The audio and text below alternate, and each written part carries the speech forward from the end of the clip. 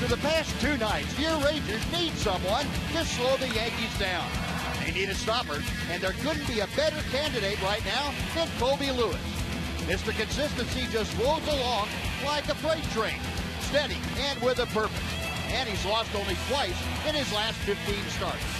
We'll find out next if Colby can stay hot and cool the Bombers down when the Rangers and the Yankees meet next.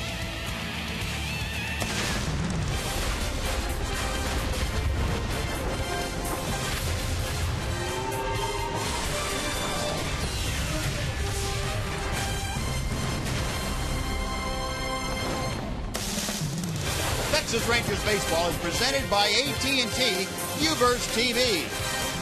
It is a seasonally warm midsummer's night here in North Texas. Lo-Fi Park, where gentle breezes stirring the winds up inside the ballpark. Rangers hope to mix it up a bit themselves tonight as they take on the New York Yankees in Game 3 of this four-game set. And welcome in, everyone, along with Tom Greaves, Steve Busby. Glad you could join us for this Wednesday night of Ranger baseball. Rangers trying to forget about the past and deal with the present. And they have the guy to do it on the mound for them tonight. It's their 35-year-old veteran, Colby Lewis, Tom. Well, he is the right guy, Buzz, and he's had an excellent season for the Rangers. He's 10-4 on the season, and maybe more importantly, right now, he's throwing the ball very well recently. His last three starts have been very good. His last start was possibly his best start of the season against the hot-hitting Angels. He held them to a couple of runs. He struck out 9, threw a lot of sliders in that game. So after the Yankees scored all those runs last night, it'll be interesting to see, Buzz, how Colby attacks them tonight. With the strategy he used against the Angels, or will he pound the fastball early in the game? I guess we'll wait and see. We'll find out here very shortly. Colby getting things tuned up in the bullpen. He's getting ready to go, looking for his 11th win tonight. Rangers trying to bounce back from a tough night last night. Josh Hamilton and company getting ready to turn their swings loose. We'll come back with the starting lineup and the first pitch right after this.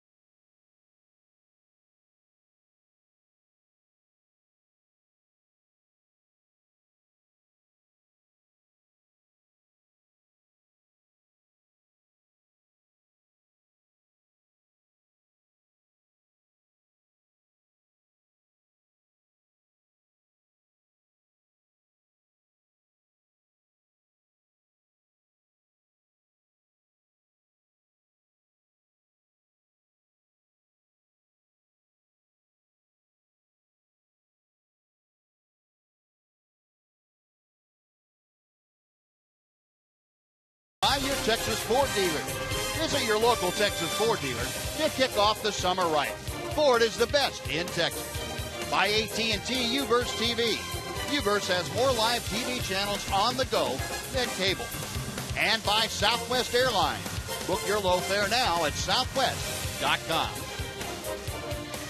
A very comfortable evening here with the breeze drifting in from right center field. Warm night, big crowd coming into Globe Life Park. And before we get things started, let's head down to the field and check in with Emily Jones. Well, Buzz, as we all know, last night was not pretty. Really no way to sugarcoat that loss to the Yankees. However, Jeff Bannister did find a silver lining around that dark cloud.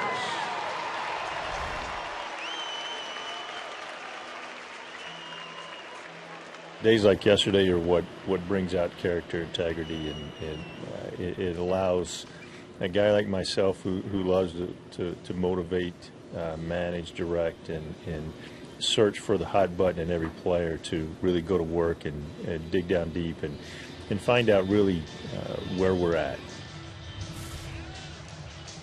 And Jeff Bannister going on to say that he will be keeping a close eye on how his players come out today and expects them to come out even more focused than they have before. Wants to see them hungry and wants to see them respond to what was an embarrassing loss last night. We'll get things underway very shortly, Buzz. All right, Em, thank you. Now, Colby Lewis, the man on the mound for the Texas Rangers tonight. And Tom's going to tell you about the New York Yankee lineup that he will face. Jacoby Ellsbury back in the lineup, leading off in center field, followed by Brett Gardner. Alex Rodriguez is the DH. Brian McCann hits in the cleanup spot tonight. He's the catcher. Carlos Beltran bats fifth in right field, followed by Chase Headley, the third baseman. Garrett Jones gets the start at first base tonight. He bats seventh. The hot-hitting D.D. Gregorius will bat eighth at shortstop. Batting ninth is the second baseman, Stephen Drew. Joe Girardi sending his troops out tonight against Colby Lewis, the 35-year-old veteran. Colby at 10-4 for the year, a 4.49 ERA. This is his 21st start of the season. And he can be dominating tonight against this Yankee lineup if his slider is as good as it was last time. And he was out in Anaheim. Boy, he really made some good hitters in that L.A. Angel order. Looked pretty bad. Thinking of right in the middle of the order, Albert Pujols and Mike Trout. Did a great job with them. He needs to pitch to the big part of this ballpark. And by that, I mean use left center and center field as your out area. Colby, of course, a lot of balls in the air. Very much a fly ball pitcher. And try to get them directed, if you possibly can, toward the largest part of the ballpark. So Colby, fifth time in his career, 10 or more wins in a season. He's backed up tonight. The Ranger defense delivered to you by Chicken Express. Josh Hamilton in left. Delino DeShields in center. Shin-Soo Choo in right.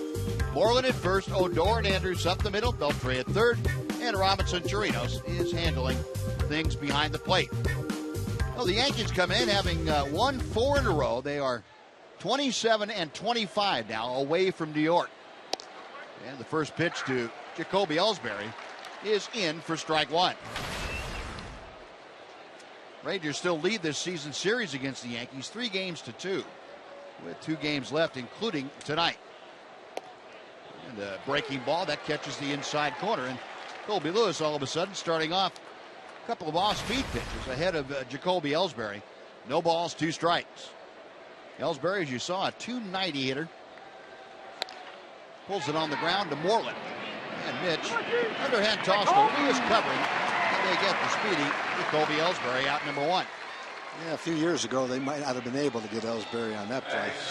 Still runs well, but not like he used to. Colby taking a little extra time, getting back to the mound after sprinting over to first. Yeah, you're right, Tom. Looking at that play, with Mitch having to go to his right a couple of steps, that almost always was a base hit with Ellsbury before. Yeah. Hard for any pitcher to beat him to the bag in a play like that. But able to do it tonight, so Colby has 1 out. Now he'll face another speedy Yankee hitter in Brett Gardner. Gardner at .297, 11 home runs, 46 driven in. He's got a little bit of a history against Colby as he takes strike 1. Saw that 3-for-9 mark in his career against the Ranger right-hander.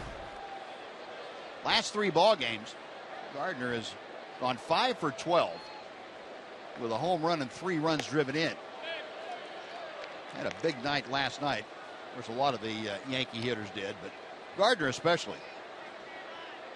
He was on base 6 times in last night's game. That's low and outside. That he tied a team record by scoring 5 runs. And a career high 6 times reaching base on 3 hits and 3 walks. 2 balls, 2 strikes. The Yankees are swinging the bats. They've got hitters that can hit the ball to right field, and you said it, Buzz. The most important thing Kobe can do is keep the ball from going in the air to right field. The better movement that he has on his fastball, more effect that he has with his off-speed pitches, the better off he'll be tonight. Keep that fastball away from the middle of the plate. And that back foot breaking ball got Brett Gardner on his front foot, I think. It was one of his feet, and he's hobbling down to first base. Gardner's been on base a lot. Scored 5 runs in last night's game. Second most runs scored in the major leagues. Pretty good table setters at the top of the lineup with Ellsbury and Gardner. That was the back foot, back toe. Well, the American League leaders, as Tom was telling you, Brett Gardner second in the league to Mike Trout, who has 75. Trout, by the way, out of the last couple of games for the Angels. He had that wrist that he injured on Sunday against the Rangers. Alex Rodriguez, a .279 average now, 24 home runs. That's tied with Mark Teixeira for the high water mark on the Yankee ball club. 60 RBI. And it popped up into left center field. Elvis backpedaling, makes a grab. That is out number 2, and Colby able to get Alex Rodriguez out in front on that front foot. Anytime a pop-up early in the game, first inning, goes up in the air, the left fielder is hoping it's not deep enough for him to handle and that the shortstop can handle it. I think Josh finally picked that ball up, but fortunately it didn't go very far, and it was an easy play for Elvis. We talk about it a lot, but it's a big factor in the first inning, how the sun plays on balls hit to left field. Well, with Brian McCann coming up, Rangers, as you can see now, going into that overshift. Adrian Beltre left all by himself on the left side of the infield. Gardner at first, 2 away. McCann, a .250 average.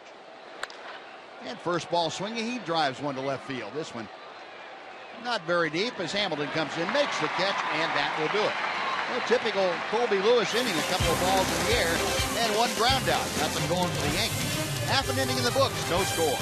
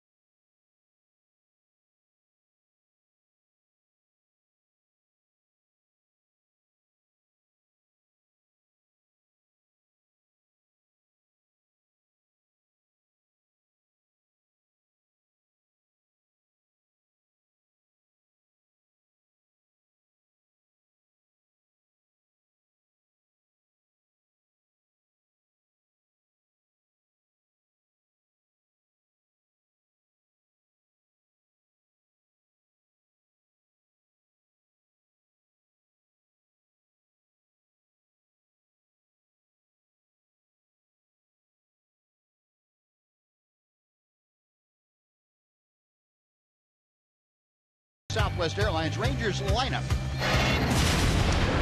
Rangers will start off with center fielder Delino DeShields. Rougned Odor bats second. Prince Fielders, the DH, he's hitting third. Adrian Beltre is fourth. Mitch Moreland at first base bats fifth. Josh Hamilton is the sixth hitter. Elvis Andrus is seventh. Shin Soo Choo follows in right field. And batting ninth, the catcher, Robinson Chirinos. And that lineup for Jeff Bannister's Rangers facing Masahiro Tanaka, 26-year-old from Japan, his second year in the United States, working for the Yankees. He deals high. Scouting report on Tanaka, 7-3. Above average fastball, outstanding split-fingered pitch, and a very good curve/slider. And boy, he has 4 quality pitches that he usually has very good command of. He is walking about 1.1 per 9 innings this year. Texas hitters will try to get to him early. Don't let him settle in, get into a good rhythm. Once he does, he is devastating. And the pitch low and outside. Delino to Shields. Just the perfect guy to start things off for you. He walked a couple of times last night. And he is on the verge of getting aboard here to start the Ranger first tonight. 3-0 pitch. 3-1. Delino, as you saw, a 272 average. Still looking for his first home run. He has 16 runs driven in.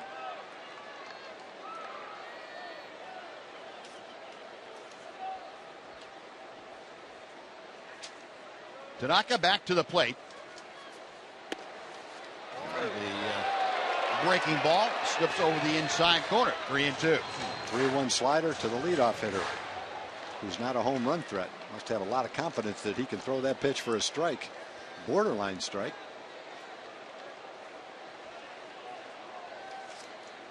Now the payoff pitch is on the way.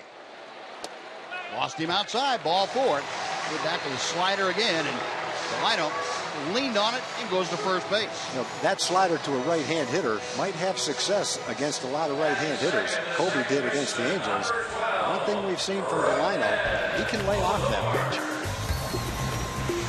Take a look at the Yankee defense very quickly. Brett Gardner in left, Jacoby Ellsbury in center. Carlos Beltran in right.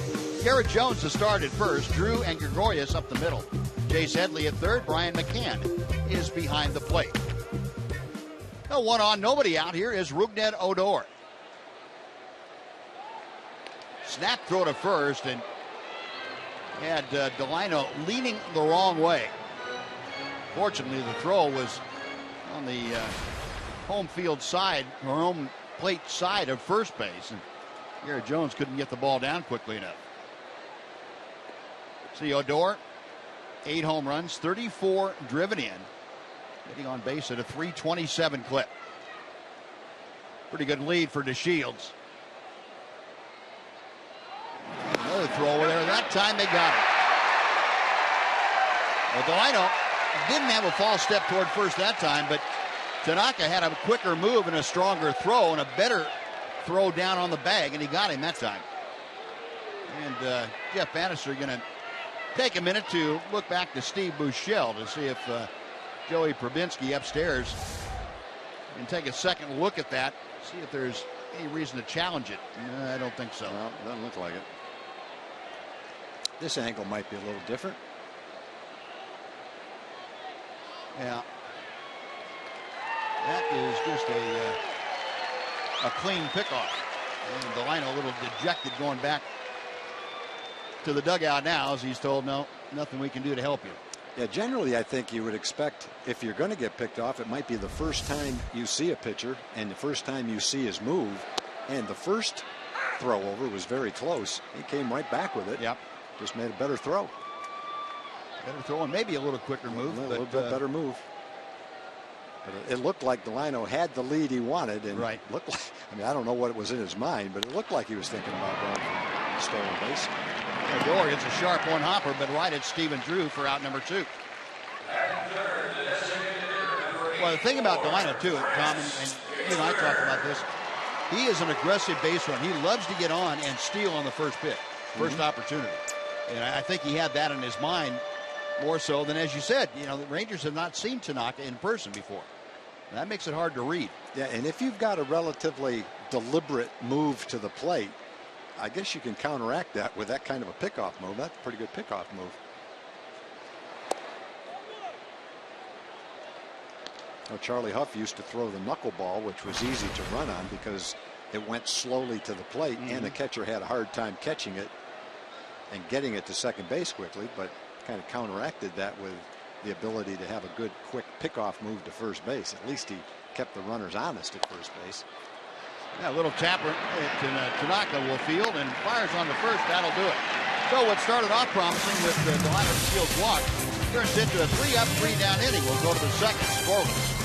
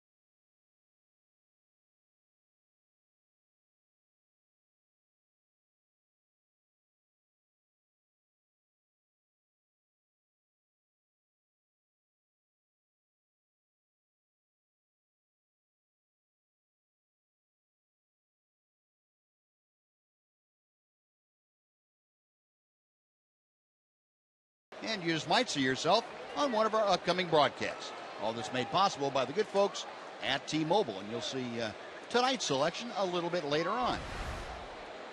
Well, Colby Lewis back to the hill, going to work here in the top of the second, scoreless game. Carlos Beltran takes low and inside for ball one.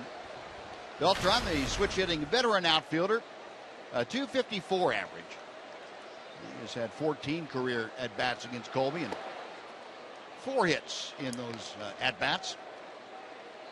2 balls, no strikes. Beltran struggling the last 4 games. He's just off the disabled list, and he has been on and off the disabled list, on more than off the last couple of years. He has had various health issues. Hits this one hard, but foul down the first base line. Mitch Moreland playing almost on the line, and Mitch couldn't get it. You know it had to be foul. 2-2 now. Beltran's 38 years old now. He signed with the Yankees as a free agent. 2 years prior to signing with the Yankees, he averaged 28 home runs and 90 RBIs with the Cardinals. Last year, those numbers shrunk to 13 home runs and 55 runs batted in. Not going to be even that high this year. And there comes a time, even with excellent players, where they reach an age where they're not productive anymore. Yep. And it would appear that Beltran has pretty much entered that stage of his career, and an excellent career it's been. Colby winds the 2-2 pitch. Hit hard again, but pulled foul. Colby throwing him inside in, and Beltran continuing to turn on him. Talked about this the other night. 380 career home runs for Beltran. That's 5th most among switch hitters. He is right behind his current teammate, Mark Teixeira, on that list. Of course, the former Yankee great Mickey Mantle as the all-time lead. What did Mickey have? 536, I believe it was. Breaking ball, and Beltran lays off. The count is now full. The Beltran leading off the Yankees second. He'll be followed by the third baseman, Chase Headley.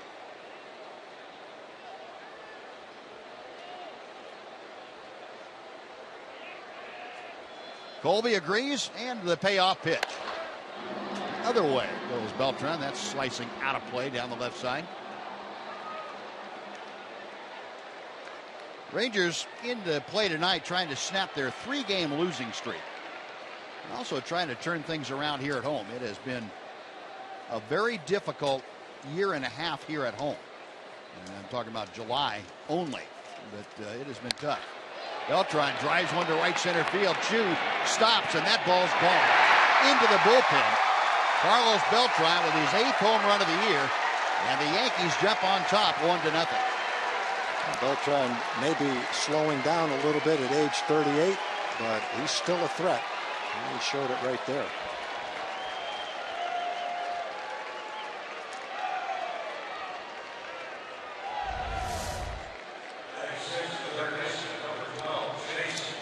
A pitch that stayed up in the strike zone, inside part of the plate. Well, actually, right down the middle of the plate, right in his wheelhouse. And we kind of mentioned that what Colby is going to try to do tonight is keep the ball away from that part of the strike zone. Beltran took advantage of it. So Yankees lead 1-0. Now here is Chase Headley. Beltran. That line drive just kept on carrying into the Ranger bullpen for the Yankees. Home run number 134 for the year. They are second to the Houston Astros in that round tripper category. Chase Headley down in the count. 1 ball, 2 strikes. Headley 1 for 7 in his career against Colby. This one's popped up. Beltre, Andrews, and Hamilton. The Adrian Beltre to make the call on the catch for out number 1. Now before Garrett Jones steps in, let's say hello to Jim Knott. Jim? I appreciate it, Bucks. Texas Rangers wives are making a difference in the community. Last night they had a mystery baseball sale, and the proceeds went to the Arlington Life Shelter. Suzanne Moreland explains more. We are doing the mystery ball auction, and it's going for the Arlington Life Shelter. Specifically, they lost their washer and dryer, so the money for tonight hopefully will be able to raise enough so that they can have a washer and dryer. I think it's important for us to be involved in the community because we watch fans come together 162 games a year to support our husband, and just to be able to give back and to be involved in everything that we can. So a great event last night that raised a lot of money for the Arlington Life Shelter. Buzz? All right, Nazi, thank you. 2 balls and no strikes now to Garrett Jones as Colby misses with a couple of fastballs. Jones filling in for Mark Teixeira tonight. A .221 hitter, 5 home runs, 17 driven in. He is the primary pinch hitter coming off the Yankee bench if Joe Girardi needs to go to a left-handed bat. Last 4 ball games, Jones just 1 for 11. There is a strike, and it's 3-1. Talking about the Rangers, though, in this ballpark, this year they have lost 12 of the last 13. And you go back to home games in July, starting last year. Jones slices one to left center. Good jump, though, by Delino to Shields, and he runs it down for out number 2. Yeah, Delino's shading him a little bit toward right center field. That's where the speed comes into play. Why a center fielder has to have speed to play center field. All the ground that you've got to cover. You can see where he starts to the right of second base. He has to go into left center field, but no problem for him. No, 2 away. And the next opponent for Colby Lewis will be Didi Gregorius. Tom mentioned that the hot hitting Gregorius, that's maybe an understatement. How about 7 out of 9 in this series? Better walk him. It's pretty. Well, he's hit 3 home runs in his career against the Rangers. And that goes back to his time in Arizona. One of those home runs came against Colby Lewis. He's knocked in 25% of his runs this year in the last 2 nights. Colby's 0-1 pitch. 1 ball and 1 strike. Finish up that thought about July at home not being very good for the Rangers back to last year. Since the start of 2014 in July, Rangers are 4-19 in this ballpark. Iced foul down the first base side. The count goes to a ball and 2 strikes. You're talking about a guy that has 19 extra base hits for the whole year. Only 13 doubles, 5 home runs, 307 on base percentage. He only walked 17 times, so it's hard to call him an offensive force, but the Rangers would have a hard time saying he's not an offensive force based on what they've seen. Colby's 1-2 pitch. That will even things out.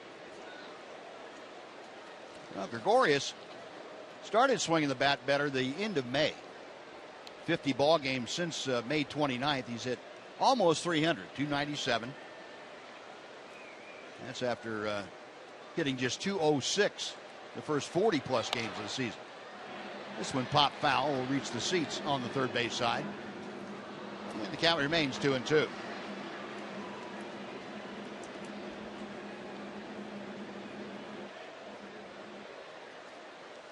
Gregorius came over to the Yankees in a 3-team trade, and the Yankees were looking for somebody to take Derek Jeter's spot. And Gregorius had that distinction, I guess you would say.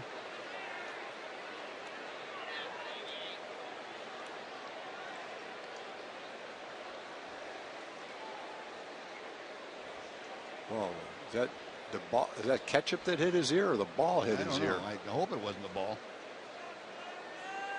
Wow. Settle down for your hot dog, boy. If you're sitting close to the stands, you just have to keep your eye on what's going on. And on a ball like that, you barely have time to duck out of the way, even if you are concentrating on the ball. You know, most of the fans aren't ball players, so their reaction time to a ball like that is not going to be what it is for a big leaguer. Even a big leaguer would have a hard time getting out of the way of that ball. Gregorius continuing to swing a magic wand as he shoots one to left. Hamilton will cut it off so that Gregorius is held to a single. But Didi Gregorius now 8 for 10 in the 2 games plus 1 at bat here tonight. He doesn't strike out a whole lot. He fouled off a bunch of pitches. That pitch is probably a little bit outside, but it stayed up about belt high, so he was able to get the bat on it. He was just trying to make a little contact and found a hole on the left side. You saw a good shot of that. It was going to be a curveball from Colby, and lack of spin on it. It wasn't spinning nearly as fast as most of the curveballs you see. That tells you it kind of came out a little bit early. Colby didn't get the good extension and the good bite imparted on that ball. And usually those hang up in a pretty nice spot for a hitter. Now, Stephen Drew getting the start at second base tonight, hitting 187. But he's done some damage hitting under 200, 13 home runs. Colby pumps in a breaking ball strike. 0-2. Drew with 28 driven in. Drew second among major league second basemen to Brian Dozier in home runs. Dozier with 21.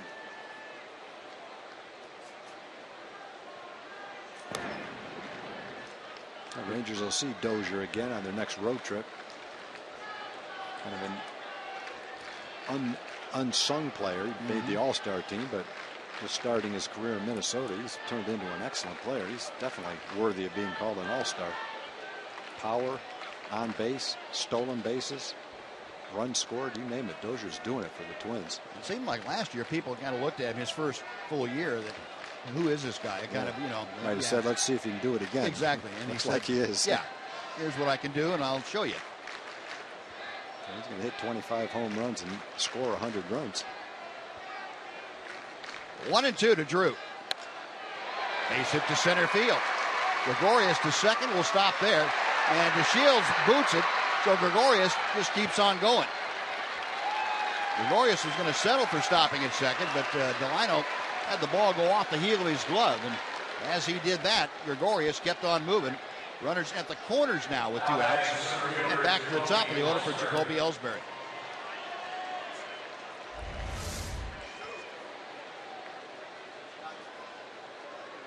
Now with 2 outs, Gregorius wasn't going to go anywhere until that ball kicked off Delino's glove. And then he said, well, 2 outs, not a huge advantage to be at third base, but a lot of ways I can score from third that I can't score from second. I'll take it. An error charge to Delino DeShields for the extra 90 feet for Gregorius. Mike Maddox, a quick trip to the mound. just to make sure Colby's okay and give he and Robinson Torinos a chance to check on the scouting report against Jacoby Ellsbury one more time. You folks who were watching that game last night, things kind of opened up when the Rangers had some defensive miscues in that second inning. The Yankees did a lot of the work, but Rangers helped them out a little bit too, opening up an 11-run second inning last night. Here's Ellsbury, who is 0 for 1. The check swing, he went around. That, according to the third base umpire, Andy Fletcher.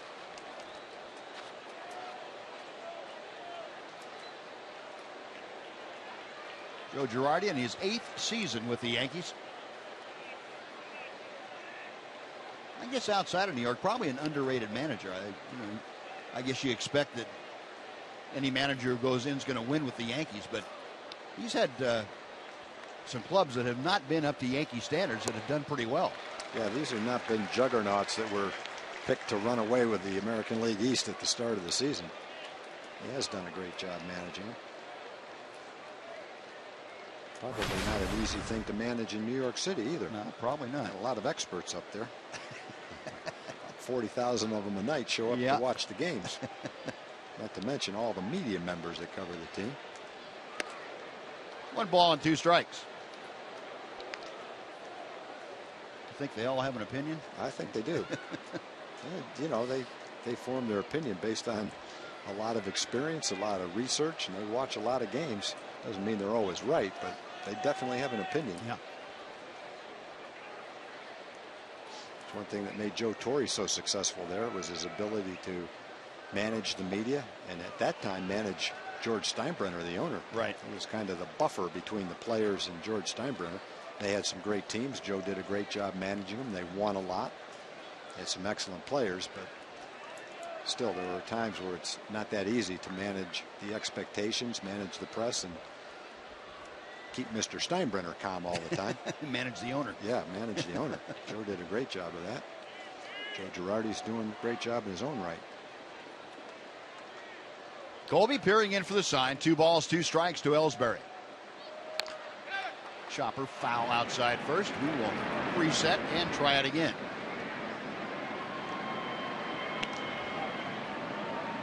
Ellsbury hit a ground ball wide of first his first time up. Moreland able to feed to Colby Lewis, covering the bag. This time, though, Moreland holding the bag at first against Stephen Drew. A little bit larger hole on the right side.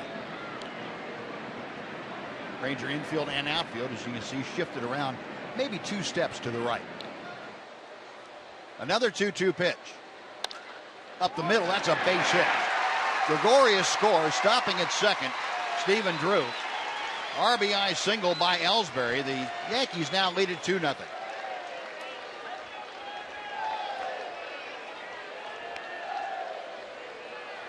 Ellsbury with his 17th run driven in.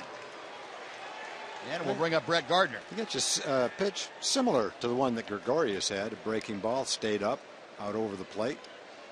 Found a hole with it. Not 2 exceptionally hard hit balls by Gregorius and Ellsbury, but they both found holes on the ground. Colby's thrown a lot of pitches. This will be his 47th pitch in the second inning. Rangers threw over 250 pitches last night. Had to make some roster moves to get able-bodied, rested pitchers out there. Sure did. Brett Gardner hit by a pitch, his first time up, and he pulls that first one foul. It's 0-1. Yeah, in case you missed it, Rangers recalled Alex Claudio and John Edwards this afternoon from AAA Round Rock. And they they designated for assignment Wandy Rodriguez. And I think they optioned Phil Klein. That's correct. You know, when you get into that position, it's so difficult. You know, obviously, the better a player plays, the better chance he has to stay in the big leagues. But when you're pressed for healthy, rested pitchers, you have to find a pitcher generally who's on the roster who can be optioned. And in Phil's case, he actually has thrown the ball well the last couple of nights. Didn't deserve to be sent down, but they had to make room for some guys who could pitch tonight in case they needed 4 or 5 innings out of the bullpen. Just that's the way it goes sometimes. Gardner, a sliced fly ball to left. Hamilton's there.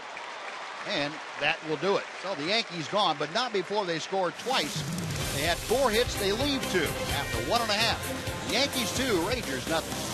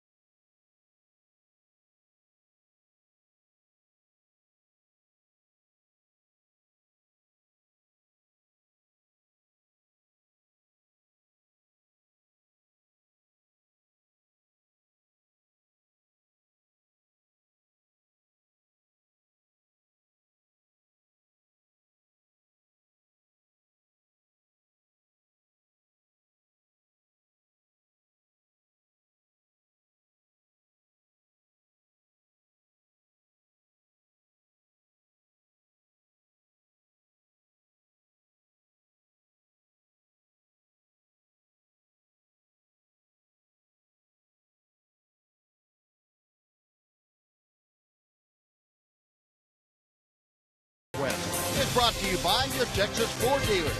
Visit your Texas Ford dealer now to kick off the summer right. Ford is the best in Texas.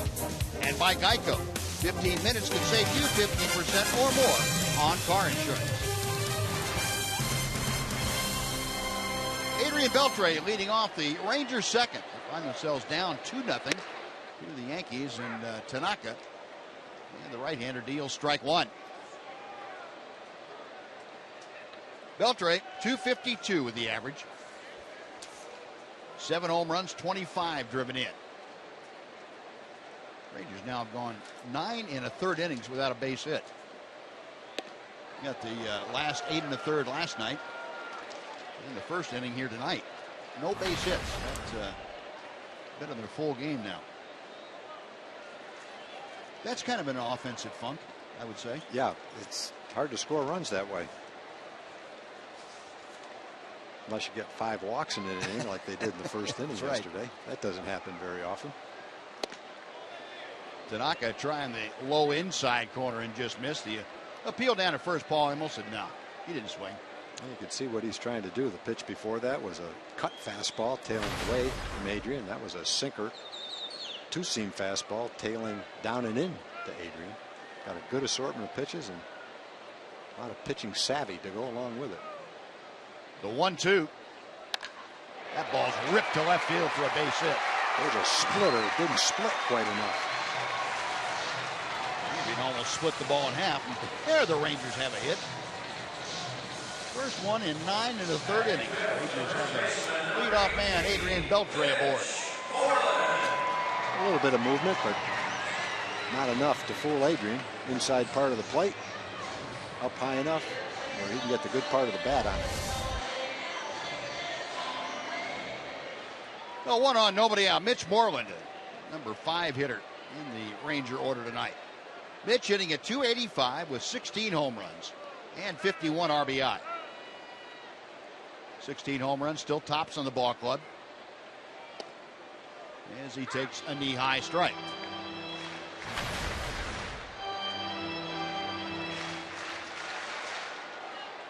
Mitch 4 for his last 11.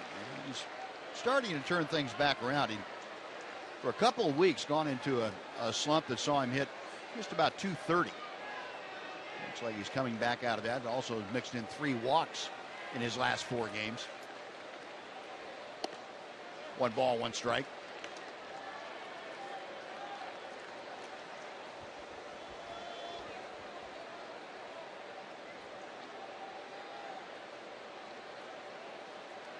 Also gotten the RBI bat going. He's had 18 RBI in his last 24 games. I'm trying to pick up some of that offensive slack for the Rangers. Low and inside, 2 balls and a strike.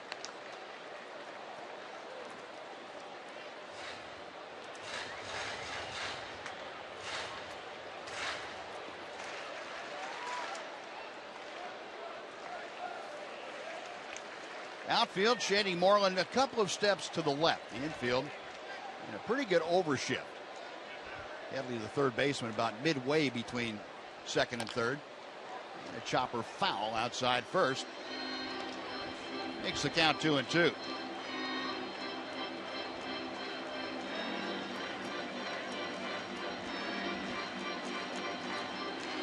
Rangers at 47 and 52 as they come into play tonight, trailing the Astros and the Angels, who were almost in a dead even tie. Their percentage points separating, but for all intents and purposes, a first place tie. Rangers 8 games behind those 2 teams. 3-2 now. Well, Mitch has run the count full.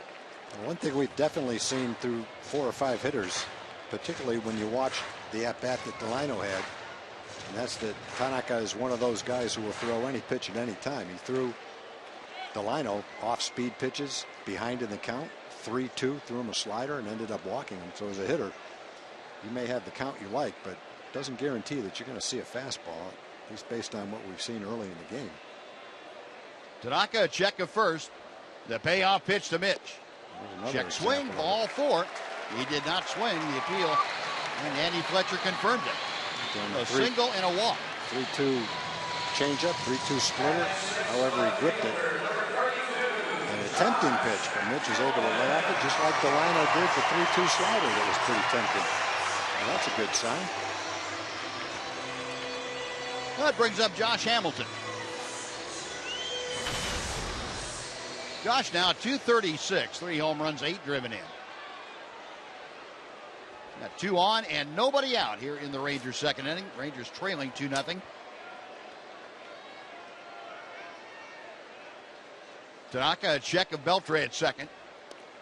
And the first pitch is low for ball 1.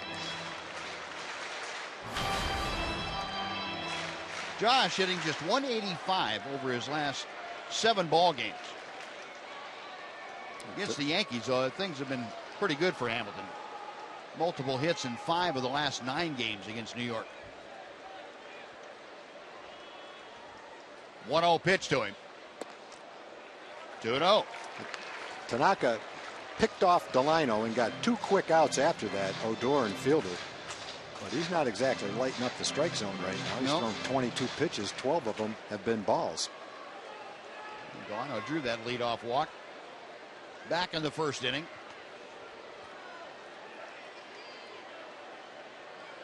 Now the 2-0 pitch. Base hit to right field. Beltre being waved around third. The throw will come into second. Beltre scores on to third. Goes Mitch Moreland. And Josh Hamilton with an RBI single cuts the Yankee lead in half. It's now 2-1. That was a time where you're looking for a fastball, and he did throw a fastball. And Josh had a really good swing at it, hit it on the good part of the bat, and ripped it into right field. Ball was hit hard at Beltran, which means he gets it in plenty of time. The problem was he doesn't have time to charge it. And when he did feel it, he was deep enough out in right field where Adrian was able to be waved around third base and score easily. Tony Beasley checking it out was ready to stop him if he had to.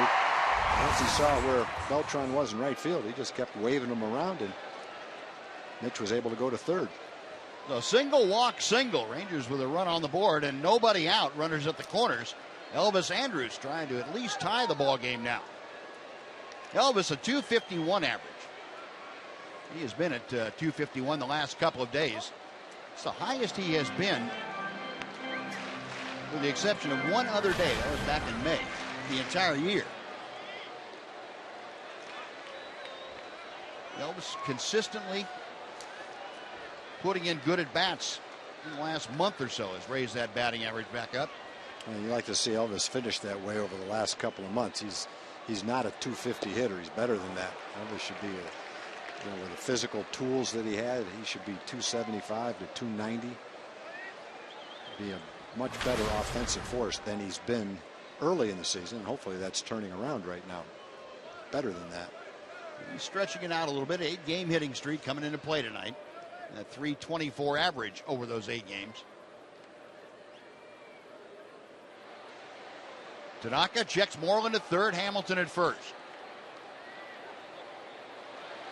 Elvis showing a bunt that had Garrett Jones and Stephen Headley charging down the line from first and third. Rangers have added that to their playbook, that the safety squeeze, if you will, runners at first and third, and opportunity for the hitter if he sees a bunt, possibility to push one out towards second base. Give that runner from third an opportunity to score once the ball's put down. Foul back. 2-2 now.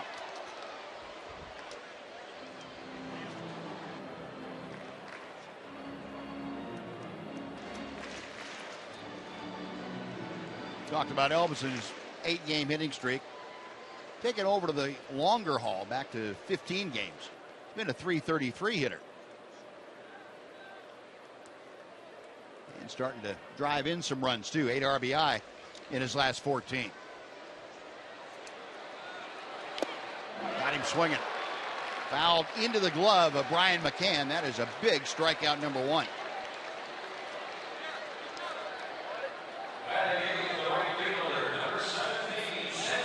Tanaka with a punch out. Now 1 out. He'll face Shin-Soo Choo. Big punch out for Tanaka right there. First and third. Trying to get a ball you can hit to the outfield. Elvis wasn't able to lay off what looked like the splitter. Good movement. Down. Definitely not a strike.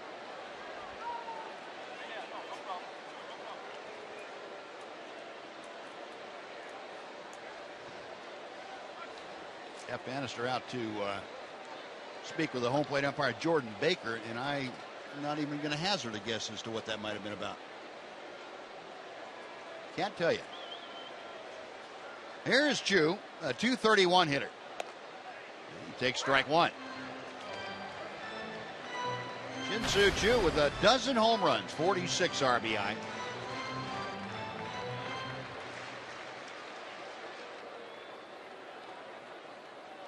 Yankees in a modified overshift with Gregorius, the shortstop, almost dead up the middle.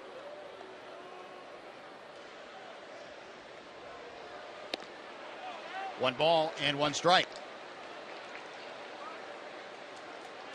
Chu has been driving in runs with regularity of late.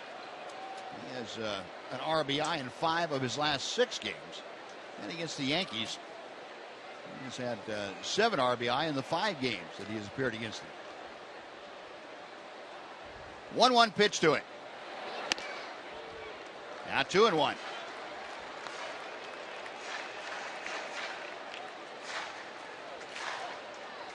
Well, if body language means anything, it looks like Tanaka's not really thrilled with how he feels about throwing the baseball.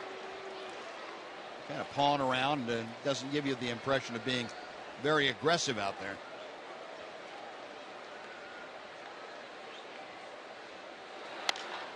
Base hit to left field. Chu drives in Moreland to tie the ball game. Rangers 2, Yankees 2 as Chu drives in his 47th. Good job by Chu. Well, he got an off-speed pitch, maybe a splitter. Stayed up, outside part of the plate. Drilled it into left field. Big 2-out hit. First and third, 1 out. Couldn't get the run in, but that pitch is not going to get too many people out. See where the third baseman is. Somebody's playing right near the grass. Had no chance to react to that ball as hard as Chu hit it. A good 2-out job right there. Sorry about that. 1 out. Looking at the wrong inning. Thank you, Buzz. Sure. Well, first and second now. Brand new ball game tied at 2. Here's Robinson Chirinos. Chirinos, a .223 average. Had a pretty good rip at that first Tanaka offering, and it's fouled back. Robinson, with those numbers, 9 home runs, 33 RBI, but lately he has been producing even at a better pace. He has 4 RBI in his last 4 ball games, 6 RBI in his last 8 games. Opportunity here to increase those numbers. Got Hamilton at second and Chu at first. The Rangers able to take advantage of Tanaka here in the second inning. A walk mixed in among 3 singles. Yeah, the other thing I guess, Buzz, you wonder about is how much Tanaka likes pitching when it's 97 degrees outside. That might not be his cup of tea either. Might not be. Might not be. Well, McCann's going to go out and have a chat with him. Yeah, well, we have a second here. They like to say the Rangers invite fans to pay the day for tomorrow's final game of this series against the Yankees. Use the online coupon code PAYTHEDAY at TexasRangers.com. You get 2 upper reserve tickets for just $30. Don't miss the chance to see the Yankees tomorrow night right here at Globe Life Park. Plenty of good seats available for you, so hit TexasRangers.com and pay the day. 0-2 to Robinson.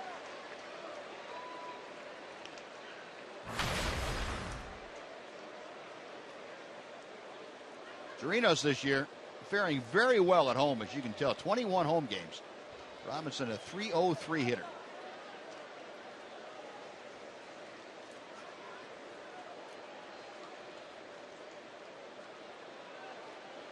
Tanaka picks out a sign from Brian McCann, a check of the runners.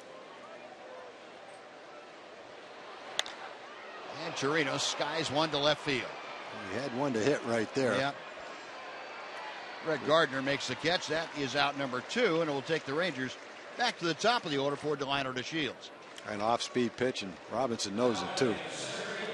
Robinson, with the power he's got, that's one that he generally would deposit into the seats in left field. A hanging slider right down the middle of the plate. You can tell by his reaction that he knew he missed a great opportunity right there.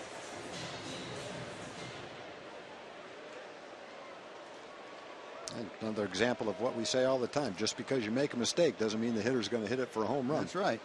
But a lot of times when he does hit it for a home run, that's the pitch he hits. Delino drew a walk as he led the game off, and he takes strike 1 from Tanaka this time.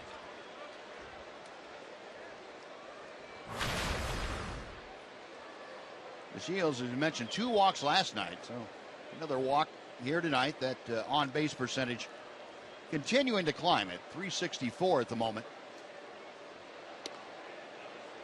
And in at the knees, now down on the count. No balls and 2 strikes. Delino in his last 11 ball games been doing some pretty good work with the bat. 5 extra base hits. Well, he's hit .311. Chance here to get the Rangers on top if he can get a base hit to the outfield.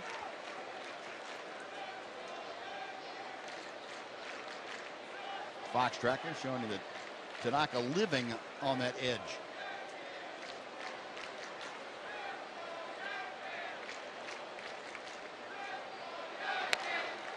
Out of play. They'll come back and try it again.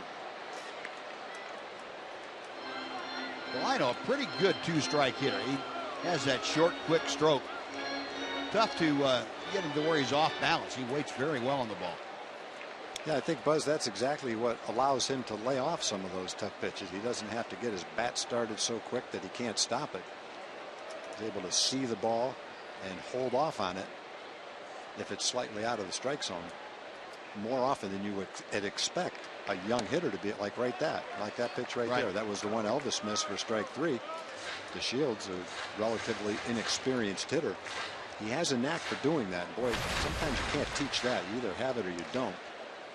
It's a great quality if you're going to be a big league leadoff hitter over a long period of time, to be able to lay off those pitches, make them throw you strikes. One of the reasons he's leading off and has been successful doing it. Tanaka sets a check of Hamilton, the 1-2 pitch. Line drive going to right field. Beltran coming on. He slides and he trapped it. Hamilton will come in to score. DeShields with a base hit. The Rangers take a 3-2 lead. First base umpire Paul Emmel immediately throwing out the palms down safe sign, indicating that Beltran had trapped the ball.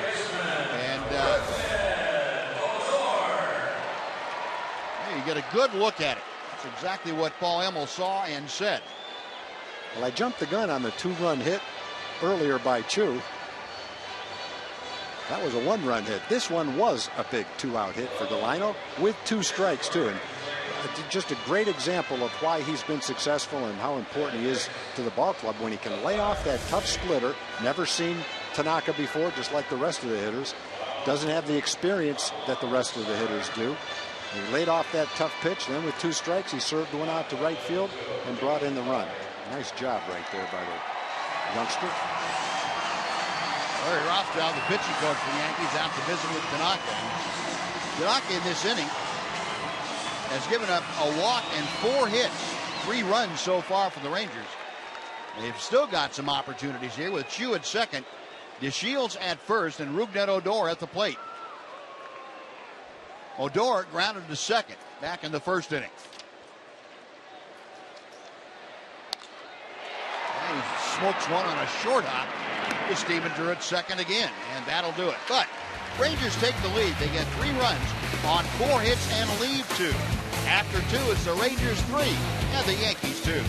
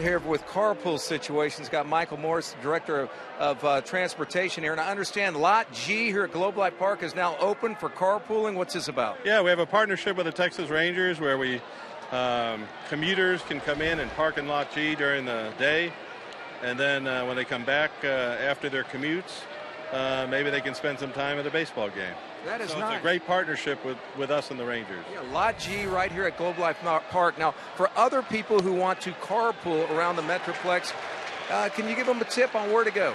So if you go to tryparkingit.com, there are 65 park and ride lots within the region. They can go there, and if they want to save money on fuel and carpool, go there, sign up, get other opportunities to either use van pools or take transit. Help us with the air quality situation, and partner with someone like the Texas Rangers to do other things as part of a business community. There you go, and good things happen behind you. A-Rod just struck out. Okay, Michael, good seeing you. Appreciate it. Buzz? Thank you. Thank you. Now, Colby gets his first strikeout of the night as threw him a backup slider. Yeah, he's fooled by it. Well, Alex Rodriguez gone on strikes. Here's Brian McCann, who flied to left his first time. 1 ball, no strikes.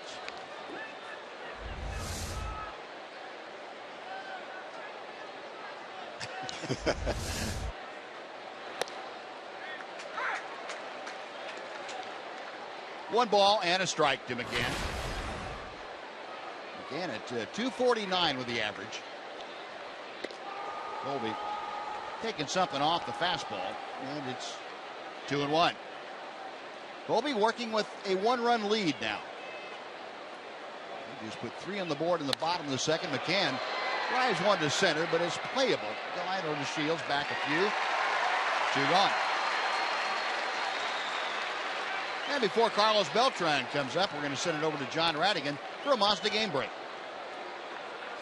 Right fielder Carlos Beltran.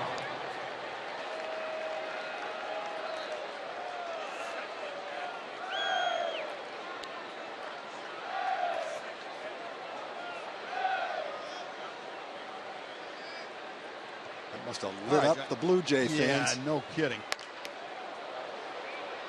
Pulled foul by Beltran. Apparently it wasn't just the light air. He can hit a little bit no matter where. Well, it was quite a blockbuster, that trade. Yeah, it sure was. Blue Jays have already scored more runs than anybody else, and now they had Tulowitzki hit in the middle of their lineup. 0-1 to Beltran, who homered into the Ranger bullpen his first time. And he gets a chopper out into shallow right. That's where Odor is. Woodman just able to get him. And it's a 1-2-3 inning. So Colby Lewis retires the Yankees in order for the first time tonight. After 2.5, Rangers 3, Yankees 2 on Fox Sports Southwest.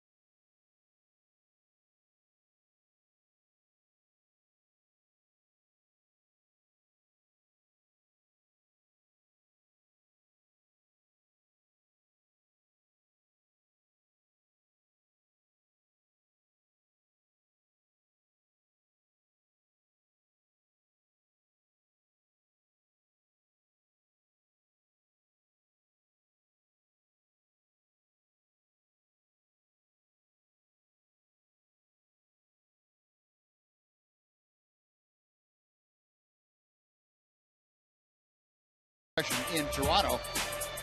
Some of the other new faces in new places. Players traded this week. Johnny Cueto and Ben Zobrist both finding a new home in Kansas City. With Jose Reyes in the Troy Tulowitzki deal. Reyes went over to the Colorado Rockies. Prince Fielder taking a rip at a fastball from Masahiro Tanaka. Fielder hit a little tapper right out in front of the plate. His first time up, 0 for 1. Show you some more of those new faces in a little bit.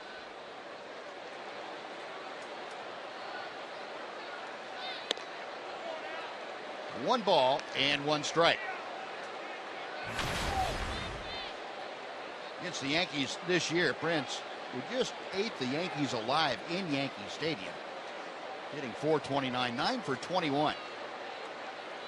3 home runs. Up the middle. And by Gregorius into center field. It'll probably cost Fielder a bat, but he'll take that. That's a leadoff base hit, second straight inning. Rangers had a leadoff single, third straight inning. They've had the leadoff man aboard. Yeah, you have to be fairly strong to hit a ball on that part of the bat and get it all the way to the outfield. That ball hit right in on his fists, and he got it just far enough past the diving infielder.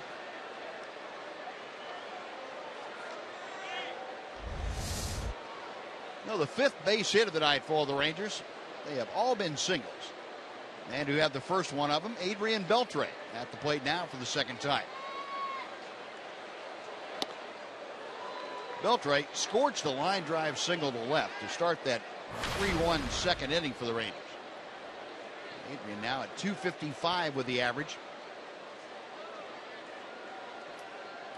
Beltre in his last 15 ball games hitting close to 300, just in the mid 290s at the moment.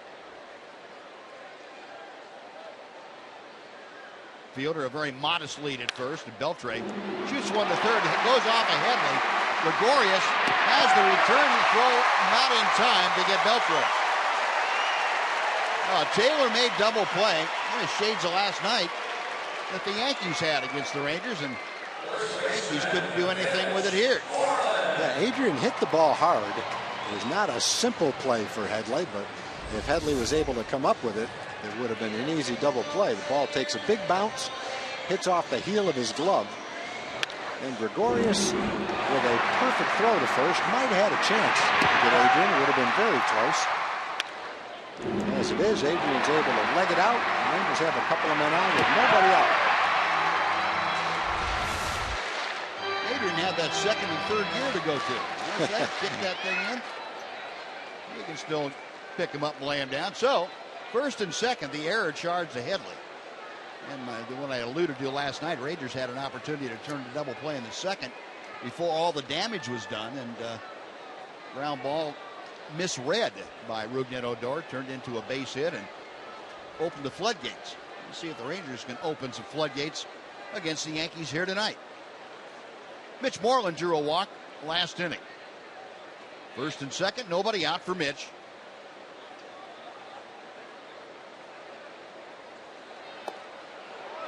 Nothing in one. That's a pretty good split-fingered pitch that Tanaka will throw. And when he gets in trouble, you can count on seeing that about 3 out of every 4 pitches.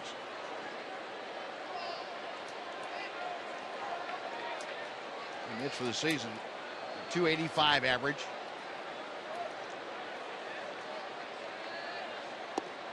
And that one just a bit low. 1 ball and 1 strike.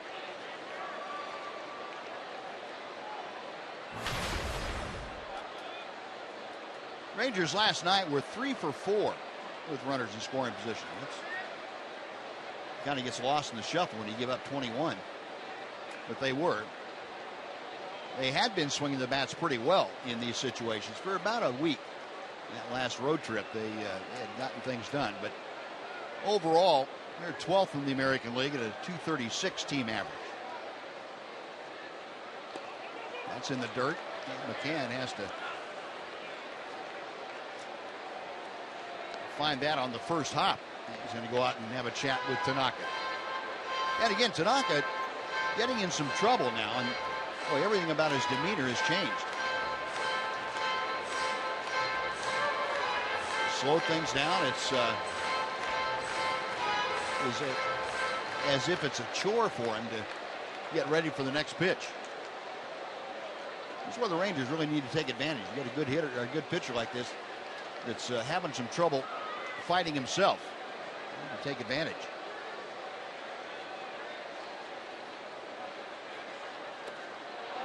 Two and two. You kind of fall into the trap when you get ahead in the count. You assume it's going to be a fastball. And then when he does throw you that split finger pitch, it's a case of whether you can lay off it if it's out of the strike zone. And both those pitches Mitch has swung at have been out of the strike zone.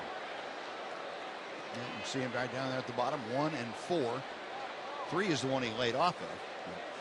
And you just get the feeling that watching him pitch tonight, he's successful because the hitters do swing at that pitch out of the strike zone. He got one up. That was a cut fastball that stayed up, and Mitch swung through it. That is out number 1. 7 strikeout for Tanaka.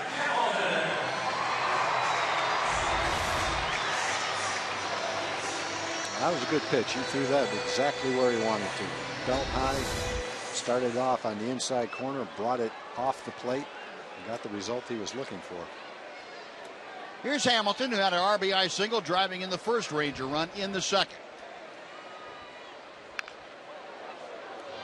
First pitch in on his fist. First strike one. Josh now with 9 runs driven in. Still sitting on 3 home runs. This is 19 or 18th start since he was activated from the disabled list. Fielder away from second, Beltre away from first. And Hamilton fouls the next pitch up. 0-2.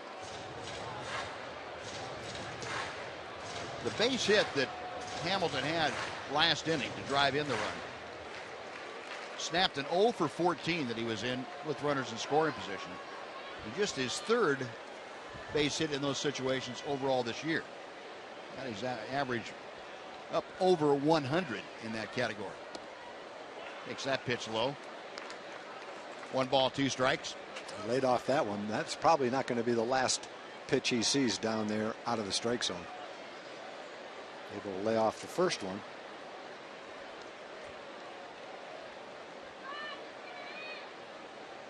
Tanaka, that a letter high set. Tried the same thing he did to Mitch. Yep. Followed the low splitter with a cutter on the inside corner. And Josh laid off that one too. That figure we were talking about, 3 hits and 22 at bats for Hamilton. He's got Fielder at second, Beltre at first. Fielder, of course, in scoring position here. The 2-2 coming from Tanaka. Inside, 3-2. Tried it again. Tanaka is going to try to get you out without throwing a strike. He does not want to throw the ball over the plate, and if he can get you to swing at it, he never will. It's a matter of laying off the bad ones. Josh Hamilton hitting 6th, to be followed by Elvis Andrus. Payoff pitch is on the way. Got him swinging. Well, he went with a fastball down and away. And Josh not able to make contact. Back-to-back strikeouts. 2 gone, and Elvis coming up. Pretty good movement, 89 miles an hour. Tailing away pretty sharply.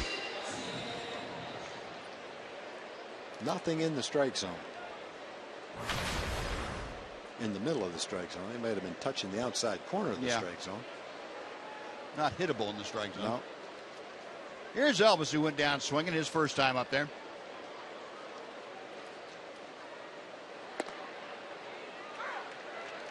Normally you'd say, okay, it's an advantage now for the hitter because he's seen Tanaka one time. Tanaka's got enough to work with where you may not see the pattern, the same pattern, in 2 at-bats in a game. This guy looks like similar to Yu Darvish in that vein, and that he has so many different kinds of pitches he can mix and match that depending on what he feels like.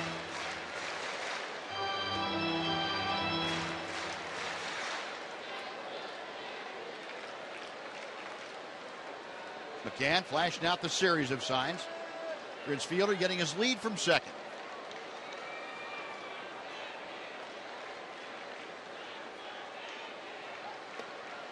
And rolling outside, 2-1.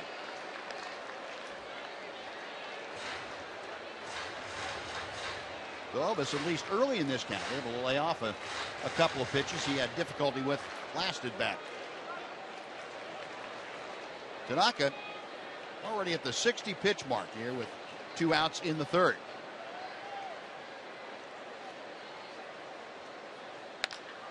To right field, Beltran started and now has to retreat.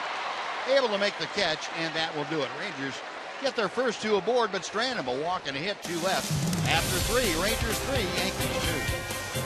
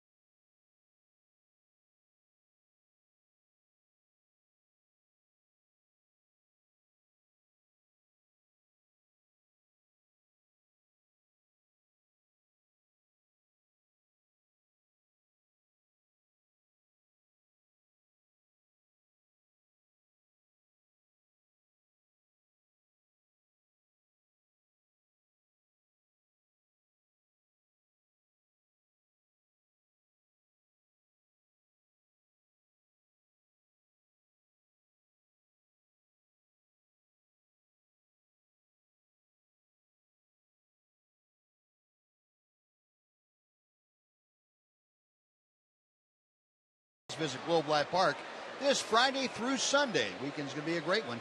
Great seating inventory is still available for all of you at TexasRangers.com. Don't miss your chance to see this rare regular season appearance by the Giants. Chase Headley leading off the fourth inning with a solid base hit to right field. Headley aboard to start things. And our Ford leaderboard showing you the batting averages in July. Eric Hosmer leading the pack with a 380 average. Chase Headley not far behind. Bogarts, Cabrera, and C.J. Cron. Rangers contributed to Cron's rise, too. Well, one on, nobody out. Joining us in the booth now, as always on our home telecast, Mark McLemore. Matt, good to see you. Hey, good to see you guys. Nice blue shirts today. Yeah, we did. Blue and red goes pretty good. Nice. Not bad at all. Wonder where we've seen those colors before. On the flag? Good one, okay. Garrett Jones, the hitter. Colby misses inside. 1 ball, 1 strike.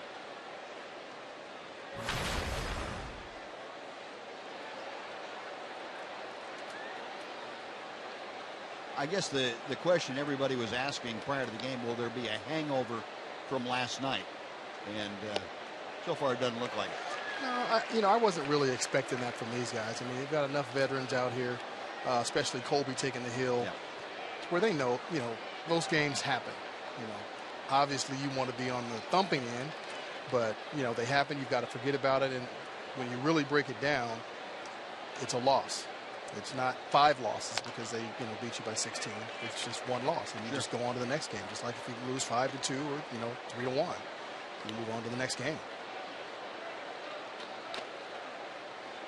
Yeah, and it kind of seemed like that in the clubhouse this afternoon. Guys just going about their business, normal day. And, yeah, there were some egos that were probably still a little bruised. Yeah. But nobody brought them in with them. No, you've got to check that at the door and get ready for the game at hand and just let it go. You have to let it go. I mean, just like, if you go out there and you score 10 or 11 runs, you can't go out there the next game and live off the game before. Right. You want to take the positives from that game, obviously, and hopefully they roll over to the next one. But any of the negativity, you've got to leave that alone and get ready for the next game. Yep.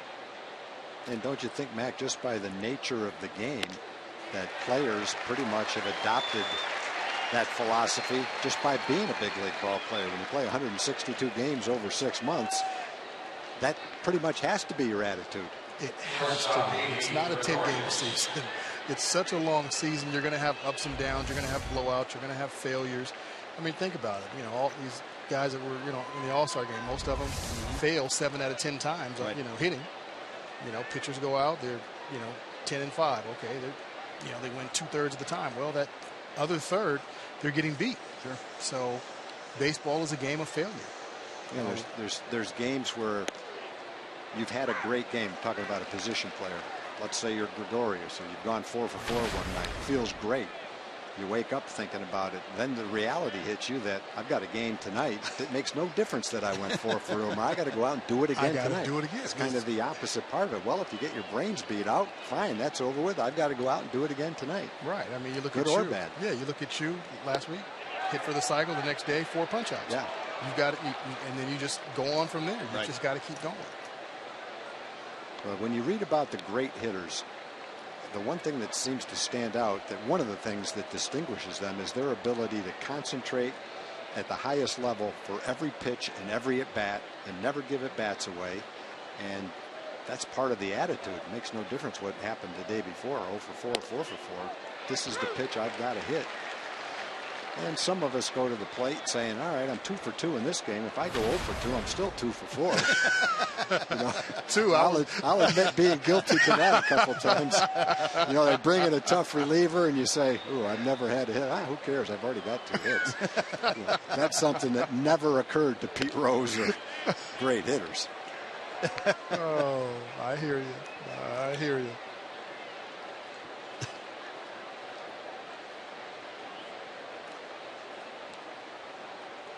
That's one of those things and people that evaluate for a living, evaluate major league players, major league scouts.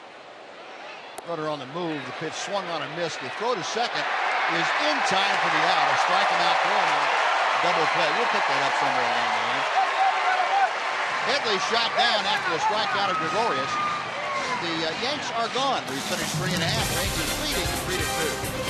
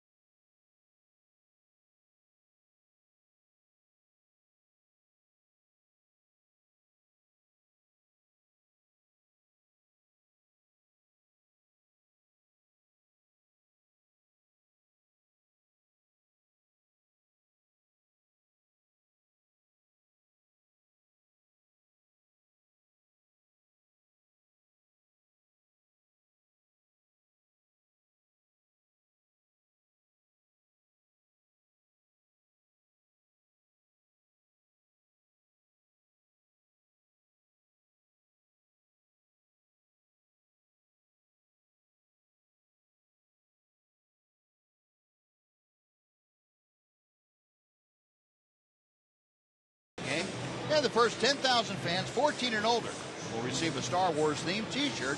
That's courtesy of Takis. 4 different shirt designs are available that night, and fans can also enjoy appearances from the Star Wars characters. Visit TexasRangers.com to purchase your tickets.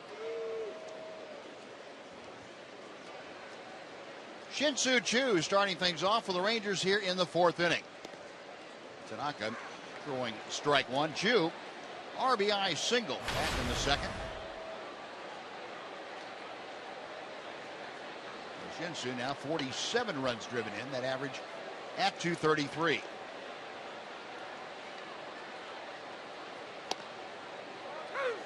No balls, 2 strikes. Well, the hits are even at 5 tonight. It's kind of a calm game, considering what's... Hey, long way to go, Buzz. Be careful. Remember that game in Baltimore. That's right. That's right. Was it 30 runs in the last, the last 6 innings? Yeah, we were thinking the same thing about this same time of the game there. About 7 or 8 runs an inning. After that, it was 30 runs. We're talking about that today. 25 runs in the last 4 innings. Is that what it was? Yeah, 25 unanswered. 30 unanswered runs after the Orioles got a 3-0 lead. That's how that last half inning ended. Nice pick by Elvis. Yeah, it looks like a routine play, Mac, but how hard is that to catch that ball on a bad hop and knowing you have to make the tag? See, that's the thing. Pretty good timing. Yeah, great timing. You've got to go down, you've got to pick it, and you've got to pick it coming up just like Elvis did, and then keep that tag down all at the same time. So he did a great job coming up the line to do it, pick it, and then put that tag back on. He made it look easy, and it's not that easy. 0-1 to Robinson Chirinos. See what I'm talking about? He comes into the line, comes up, and puts the tag on him. Great read on the hop. But as a middle infielder, you get used to it. Chirinos going to plug the gap in left center. That is going to the wall. Robinson continuing to line balls all over the ballpark. Yeah, 1-out double. Robinson's thinking about that hanger that he popped up to left field the first time up. He didn't pop this one up, though. This was a frozen rope. It was almost the same pitch. It hangs up out over the plate. And this time he didn't get underneath it. Hit it solidly on a line to the gap in left center field. That had no hang time.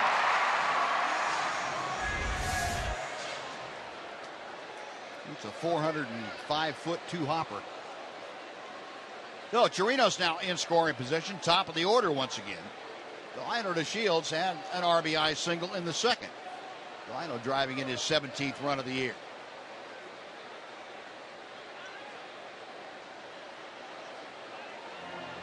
Chirinos the only one at second base, so Tanaka probably couldn't rely on Robinson to catch the ball if he threw it back there, so he didn't. Delino 1 for 1, that base hit, driving in a run, also walked. That was back in the first inning. 275 average. Well, the Ranger leadoff man. Hard to believe, hard to remember. First couple weeks of the season, you look at Delino DeShields, a 22-year-old that had never played at the big league level. Rangers kept him because they liked what the kinds of things he could bring to the park or bring to the club. And to see the progress he's made, how he's grown into a solid center fielder, but also a very good leadoff hitter. Yeah, I love what he's doing at the plate, and initially, his first few games, maybe his first 10 ball games or so, I thought he was going to have trouble with the slider because he was swinging at it every time a pitcher threw it, down the way, in the dirt. It didn't matter. But for whatever reason, I think the reason is probably was because of the consistent at bats he started getting. He just stopped swinging at it, and that made him a much better hitter. He's able to take pitches, go the other way like he did on his RBI single, and just create havoc and not worry about, I've got 1 strike or 2 strikes. It doesn't matter to him. So I don't think anybody saw that coming out of spring training, that he'd have this kind of impact on this ball club. Chopper, and Gregorius is going to have the play at third.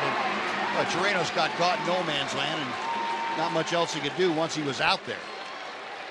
So DeShields on, and Gregorius was going to have a tough time getting DeShields had Chirinos not gone on the play. I don't think he had a play at DeShields at all. Chirinos got caught. The ball's in front of you. The way you read that, ball's in front of you, you don't go. There was a lot of room there, so he saw the ball, just made the wrong call. Oh, it'll be interesting to watch Delino at first now. Got picked off in the first inning. A situation where a good runner going to be try to go if he can get a jump. Yeah, he was thinking very seriously about trying to go. Oh, he has to go. He got picked off. Yeah, that's right. That's that base stealer mentality. If you get picked off, hey, I'm going. I'm not going to let him, let that pickoff stand. I got to get on base again, and I'm going to go. Odor, a couple of ground outs to second. DeShields staying put. And a chopper foul. 0-1.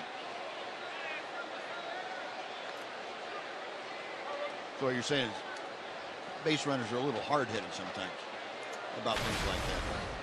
Prideful. Prideful. Okay. Yes. You got me. I'm going to get you. I'm not going to let yours stand. I've got to get one up on the board. You will not beat me. No. That's good. That drives a lot of folks that are very successful. It really does. You have. I think every major league player is that way. Yeah. Guy hit a home run off you, he's not going to do it again. Guy strikes you out, he's not going to do it again. You hit a ball past me in the hole, you're not going to do it again. Right.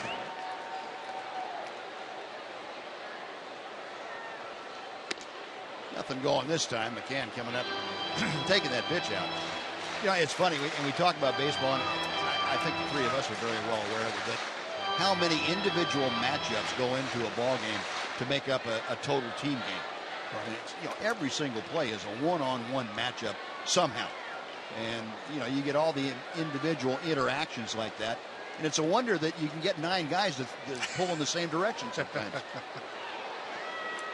It is. There's so much that goes on, especially now all the charts and all the information that's available. Right. That the players and coaching staff go over every day. There's obviously a lot more now than when I played. When we all played, There's a lot more. So, and I thought we had, some pretty good information. Bucky Dent, especially with his big book, his big defensive book that he had right there in the corner of the dugout.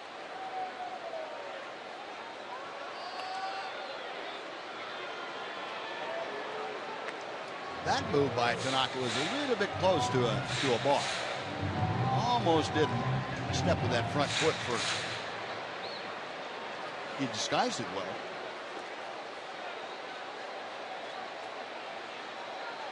You get some guys that spin on that front foot instead of stepping. Yes.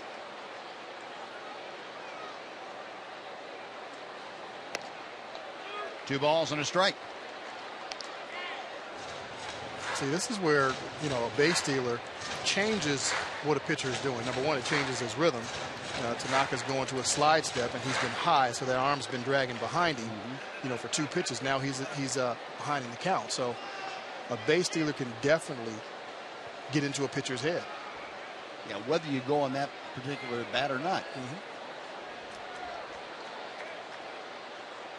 2 balls and a strike to Odor. We had a pitch to work with there. That looked like a splitter that stayed up. 2-2.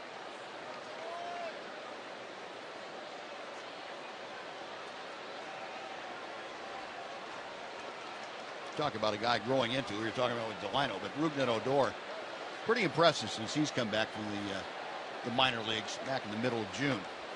The work that he has done, both offensively and defensively. And that's not to say that he is a finished product right now. Oh no, he's only going to get better. I mean, you look at what he did last year. I thought he did a pretty good job last year coming to the big leagues and not being overmatched or overwhelmed. Played well and got better as the season went on.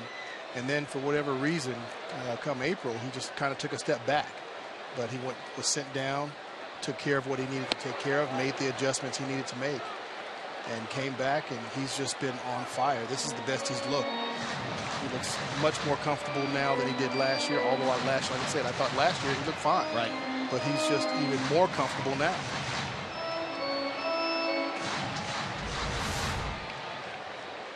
Got a little hitch in his get-along getting out of the way of this. Oh, goodness. That knee's not supposed to bend like that. He's back in there. 3-2 with 2 outs. DeShields will be on the move. Payoff pitch is in the dirt. DeShields will take a turn at second, but hang on. It's a walk to Odor. So the Rangers with 2 outs now have runners at first and second, and Prince Fielder coming up. Tanaka's last 3 starts, he's gone 3-0 with a 2.83 ERA. He's pitched 22 innings, 3 walks and 20 strikeouts. In this game, he's walked 3 guys in 4 innings. He'd walked 3 guys in 3 games. 22 and a third innings prior to this. So Rangers are either laying off pitches they've been swinging at before, or he's not throwing it as close to the strike zone as he did in those 3 starts prior to this game. Yeah, and they're making him work too. He's up to close to 80 pitches now as he works in the 4th inning. Next one will be his 77th. Prince Fielder had a base hit his last time up. He is 1 for 2 in a run-producing situation for the big guy, and no surprise trying to take it the other way. 0-1 on the foul ball. And the Yankees, this time with Fielder at the plate, have not gone into the extreme overshift. They have seen video scouting of Prince Fielder, what he has done in run-producing situations. So Gregorius staying on the shortstop side of second, albeit only a couple of steps. But they've cut that hole down a little bit. And got Prince to roll over on one. Garrett Jones to the bag, and that will do it. Rangers get a hit, a walk, and strand 2. We're going on to the 5th inning here at Globe Life Park. It's the Rangers 3 and the Yankees 2.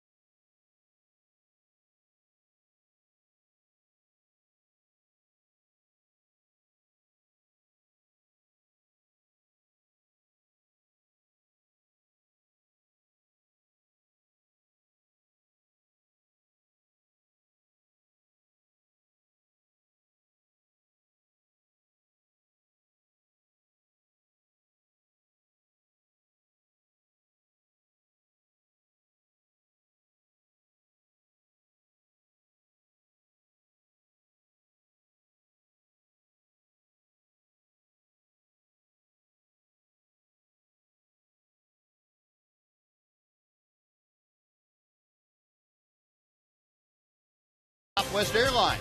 Book your low fare now at southwest.com. And by Mazda. In every car we make, you'll see why driving matters.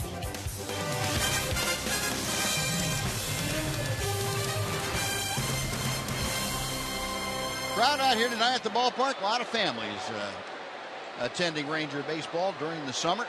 Great place to come out and entertain the whole game. Yankees in town. Rangers leading it 3-2.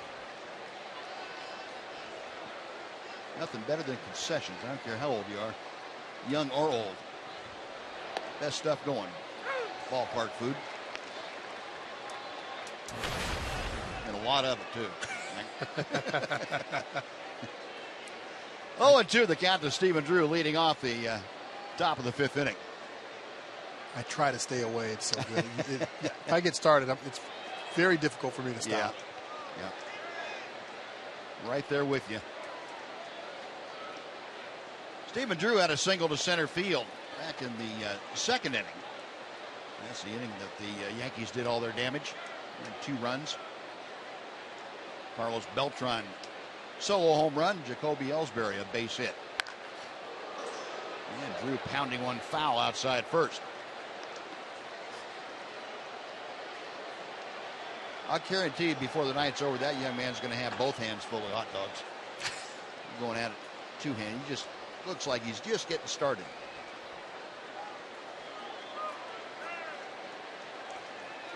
Colby with his 75th pitch of the night.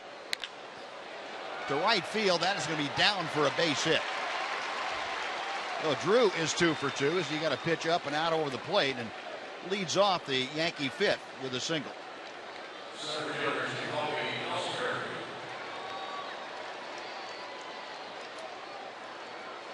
So hits are back even at 6 for each team.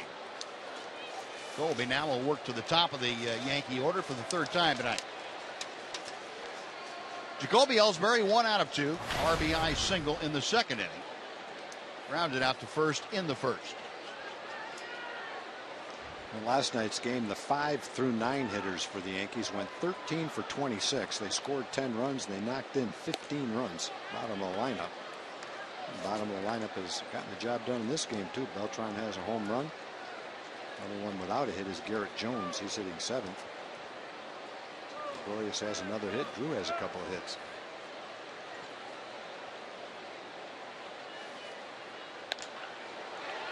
Left center field. Pretty good jump by Delino to Shields. He's able to track that down. Ellsbury retired on a fly ball to the alley in left center. One gone. Brett Gardner now coming up.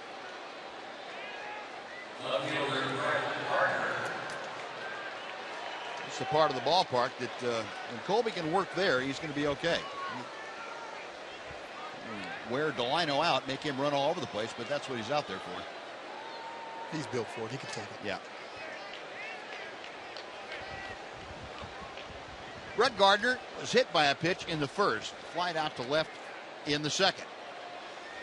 0 for 1 tonight, currently hitting at .296.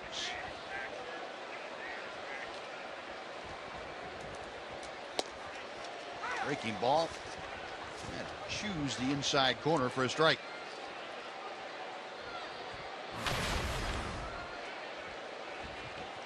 That .296 average. 11 home runs for Gardner. It's already a career high for him. He's gone back and forth this year between the leadoff spot and the number 2 spot in the order. Been efficient wherever Joe Girardi has put him. Colby has the upper hand here. No balls, 2 strikes.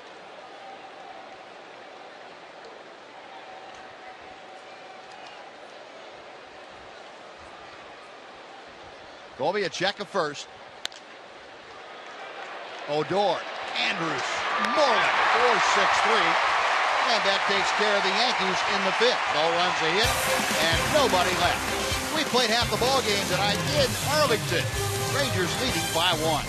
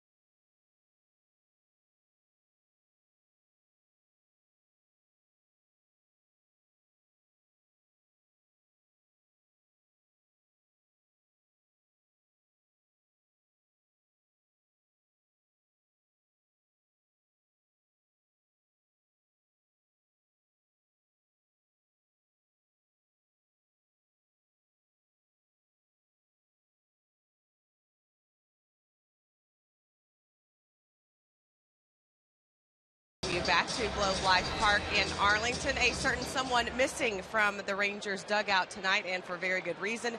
No Derek Holland, because he will begin his rehab assignment tomorrow in Round Rock. He will pitch 2 innings or 35 pitches somewhere in that vicinity. So hopefully Derek will get off to a good start on the rehab assignment tomorrow. All our fingers are crossed, ready to get Mr. Holland back in the rotation, guys. Well, it must be pretty quiet in the dugout then. It's a lot calmer in the clubhouse. A lot less jokes going on. Very few impressions. But we miss Derek. Hopefully he'll be back soon. Adrian Beltre starting things off for the Rangers here in the 5th inning. Beltre going after that high Tanaka pitch with a vengeance. 0-2 the count. Don't you think you'd have sore feet if you banged your feet with a bat every single at bat several times like he does? I have no idea how he does that. You hit your ankle every now and then. After a while, you'd have to have some bone bruises. I know that I hit my ankle the first time I tried that and probably break it. I never could just, tap my feet like that. Well, he doesn't tap his. He just cranks it. He hits them hard. Yeah, I could. No, I don't know how he does that. And then lines one to left for a base hit. Oh, Adrian, 2 for 3. He is the best. Another leadoff single. Looked like a high off-speed pitch. This one kind of hung on the inside part of the plate. Had to pull his hands in to get it off the good part of the bat. But he did. A lot of times a hitter will jam himself on that kind of a hanger. Wow. Back up slider, off the plate, inside. He got the good part of the bat on it. That's called a good hitter right there. Yeah. Well, 1 on, nobody out. Here's Mitch. Moreland 0 for 1 officially tonight. He's walked and scored. Last time up, he struck out. 1 ball, no strikes.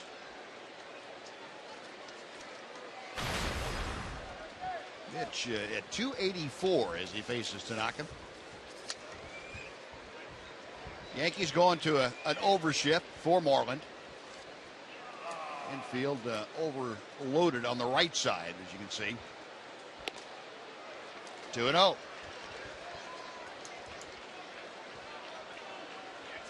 Josh Hamilton in that on-deck circle, getting ready. Rangers kind of spreading out the left-handed, right-handed batters. Tonight, Jeff Bannister went back to a lineup that he used a lot for the last 2 weeks. Kind of gotten away from to see how different lineups look. Dropped Adrian Beltre down, flip-flopped Prince Fielder and Adrian Beltre for a couple of games.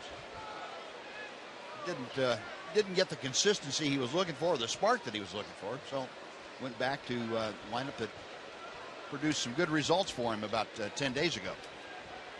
Yeah, and sometimes as a manager, you've got to change things up when your offense starts to stall a little bit.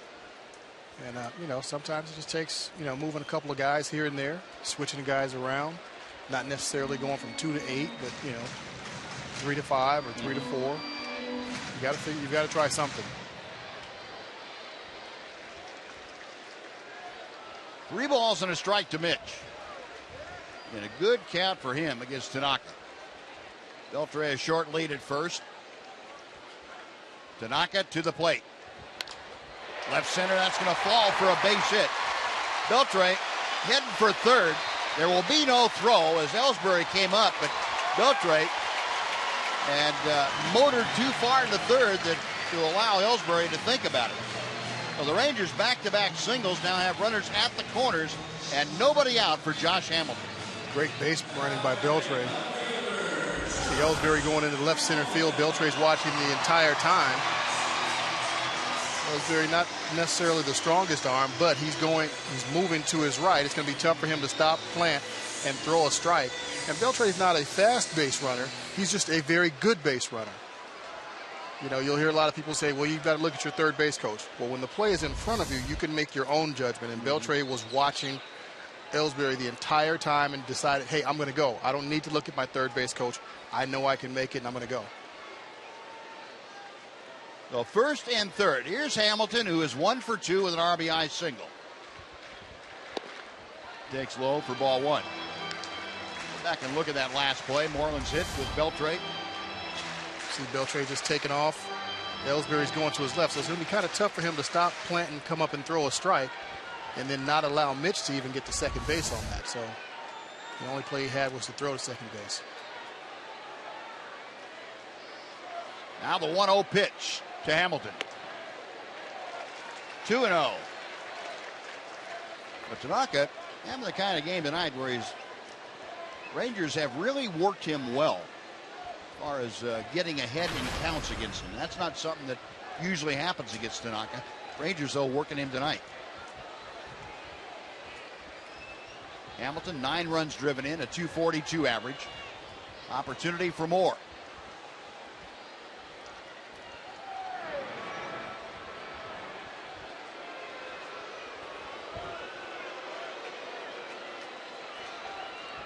That's a case where a pitcher gets on the hill and comes set and says, I don't want to throw that pitch.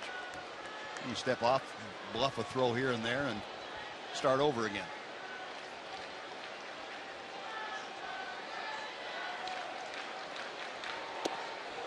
Two and one.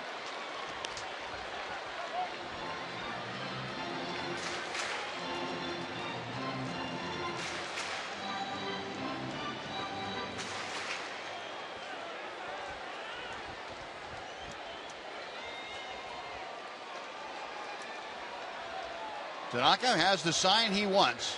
The 2-1 pitch to Hamilton. Slowly hit to second. Drew makes the tag. The throwback, they get the double play. Beltre in to score. No RBI for Hamilton, but the Rangers increase their lead. It's now 4-2 Texas. Well, there's a good example, Mac, of what you're talking about, good base running. If you're a station-to-station runner, you're not blessed with good speed, but you're not an aggressive base runner, you just trot in and stay at second on that play to Ellsbury. Instead of picking up a run, maybe you get shut out this inning. But because Beltre was able to get to third, even though they get the double play, the Rangers still pick up a run.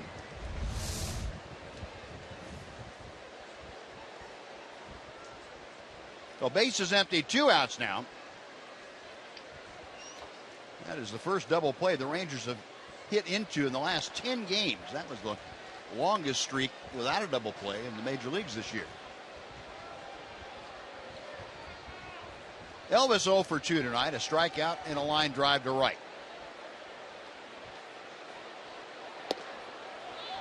Check swing, the appeal to first. He did go around. 1-1.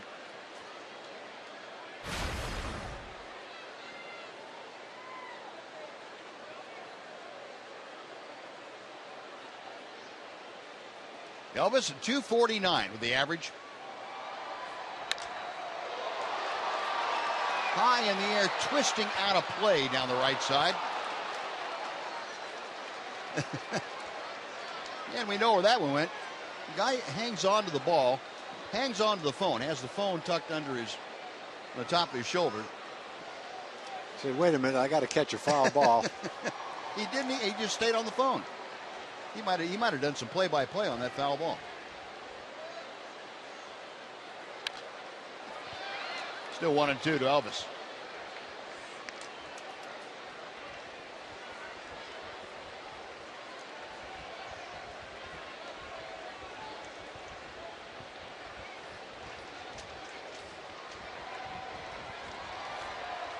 Tanaka with the next pitch.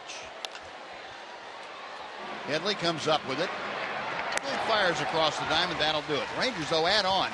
They get a run on 2 hits and nobody left. We finished 5. Rangers lead 4-2. Matt, thanks for joining us. We'll see you after the ball game on Rangers Live.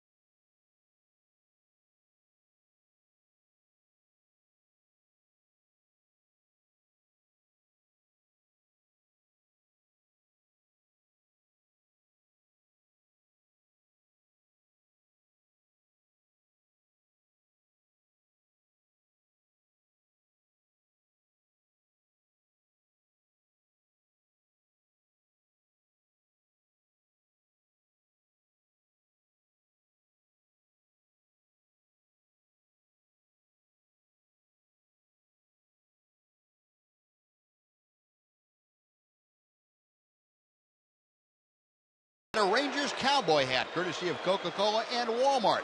Just like that one there on the screen. Don't miss out on this must-have fashion accessory. Visit TexasRangers.com, or you can call 972-RANGERS if you prefer. Alex Rodriguez leading off here in the top of the 6th inning. It'll be Rodriguez, McCann, and Beltran. Colby Lewis now with a 4-2 lead with which to work. Rodriguez tonight a strikeout, a pop out, 0 for 2, and hitting at 277. Colby keeps throwing him high sliders, and Rodriguez keeps swinging through them.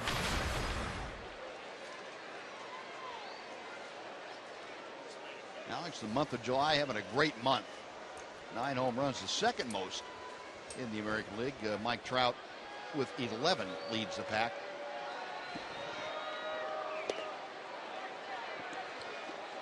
That's amazing. You throw him a hanging slider and he swings through it. You throw him a perfect slider down and away, and you can't get him off at it. 1-2. Looping line drive. Elvis to his left. Hits it out of thin air. Well, that was a nice play. Pretty hard hit ball. Elvis, a little tip of the cap from A-Rod on that one. Elvis has to take 2 or 3 steps before he dove and caught that ball. And for a guy who's probably 6'2", 210 pounds, shows some pretty good agility. Looked like a base hit for sure. Beautiful play by Elvis. Great range on that ball. Boy. 1, 2, 3, and a dive. 3 quick steps. Needed every bit of all those. Man, what a play. Oh, right in the tip of his glove. The 1 out, base is empty. Here is Brian McCann, and that's huge in a close game like this. And instead of having the tying run coming to the plate with nobody out, all of a sudden you don't have that situation. McCann takes another breaking ball low and in.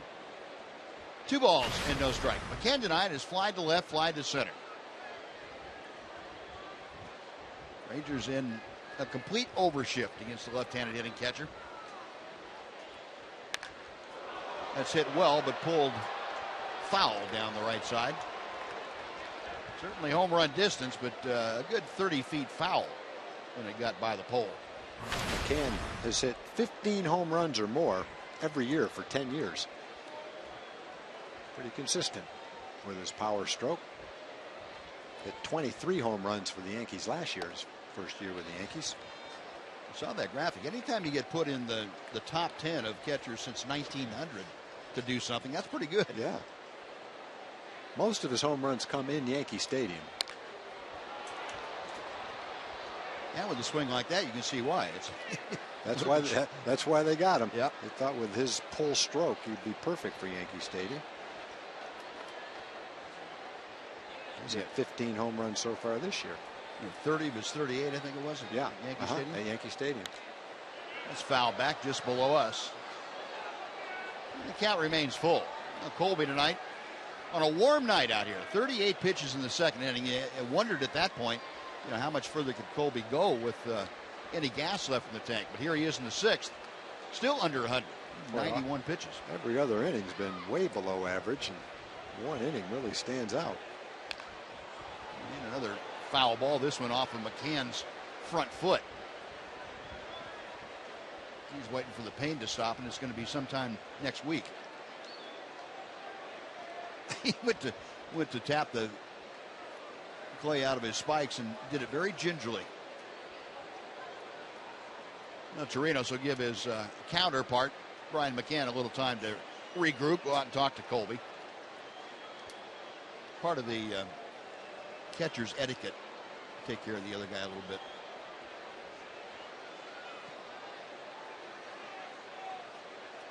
Colby with 62 strikes, just 29 balls tonight.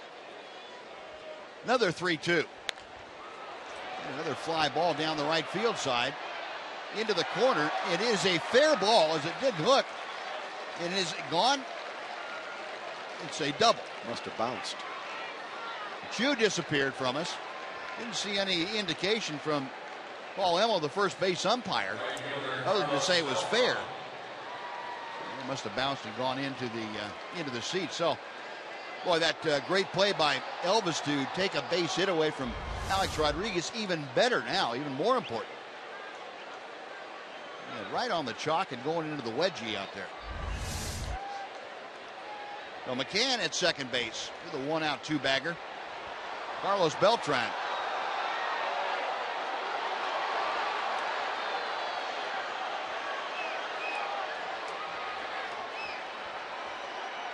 Beltran tonight has homered and grounded to second.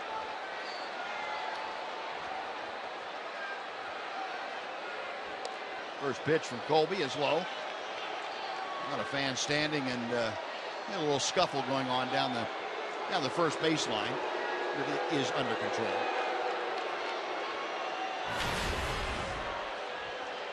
Beltran at 256 now with 8 home runs and 32 RBI.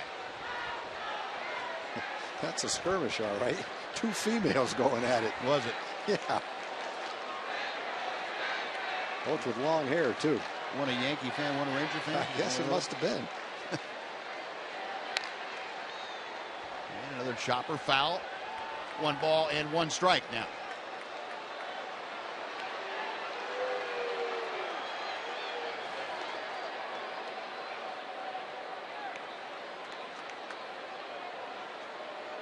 Beltran, the switch hitting outfielder, up there from the left side against Colby. McCann stepping his lead off at second base. The 1-1 pitch. 1-2. Colby's pounding that inside corner with those breaking balls. McCann pulled about 3 or 4 of them foul, then barely caught the right field line, about an inch inside the chalk. The ball off the handle. Oh, and Beltran the same way.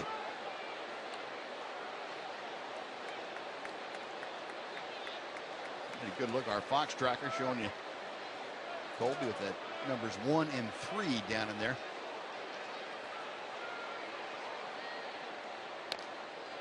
Trying to go back to the same place. And he gets the same result. A little foul ball.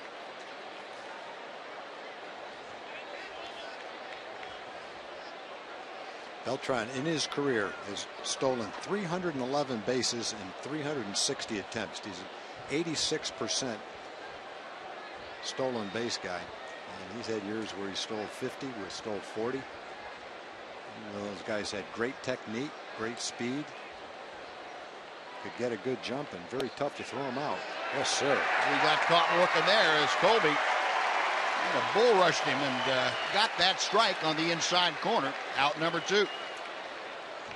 And before Chase Headley comes up, let's send it over to John Radigan, who has a Mazda game break.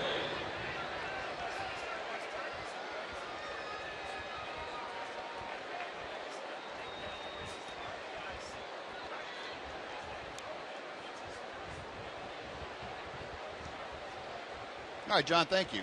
Wow, first win of the year. Now he spent some time on the DL, but still. Yeah, you're looking at him approaching 18 or so this time of year. Not this year.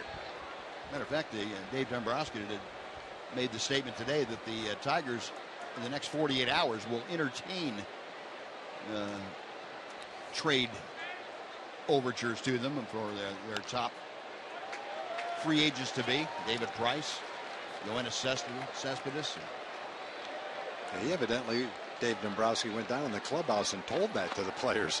When you see that Dombrowski went down into the clubhouse to talk to the players, the first thing you think is he went down there to say, look, I'm not giving up in the season. I believe in you guys. Don't you give up. We're going to try to help the team win. He evidently went down there and said, you're all available. Got to be realistic about this year. Breaking ball to Headley just did miss, and if our Fox tracker was making the call, it wouldn't have missed, but it did. 1 ball, 2 strikes. Headley 1 out of 2 tonight. Hammers this one foul down the right side. That was well back into the lower deck.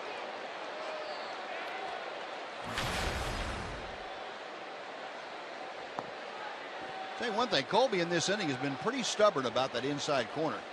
Off the inside corner. He's been sticking with that. Chirinos out to maybe propose a little different scenario to Headley. 101 pitches now for Colby tonight. Still a 94-degree evening here at Globe Life Park. 1-2 pitch. Got him swinging. And Colby Lewis back-to-back strikeouts. Now has 5 for the evening. Yankees gone in the 6th after 5.5. 4-2 Rangers.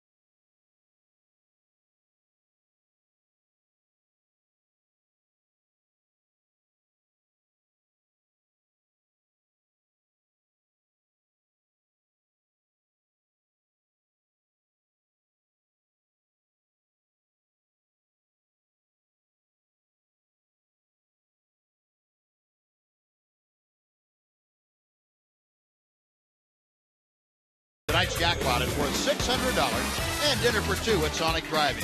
If a Ranger hits a home run during this inning, Shirley Isles from North Richland Hill will win $600. And if a Ranger hits a grand slam this inning, Shirley is going to win $25,000. You can register at any participating Sonic restaurant. Now let's see if the Rangers can hit the jackpot for Shirley Isles. Shin-Soo Choo starting things off 1 for 2 tonight with an RBI.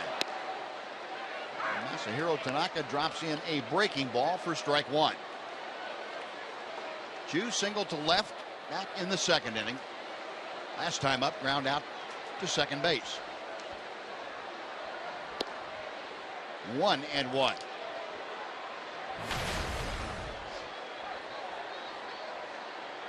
Choo at .232 with the average.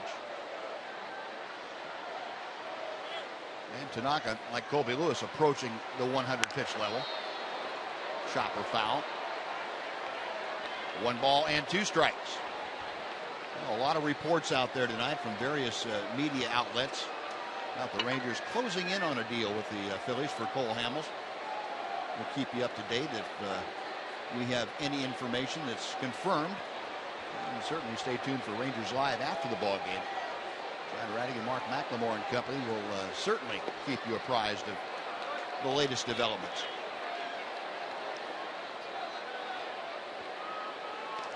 Two balls and 2 strikes to Choo.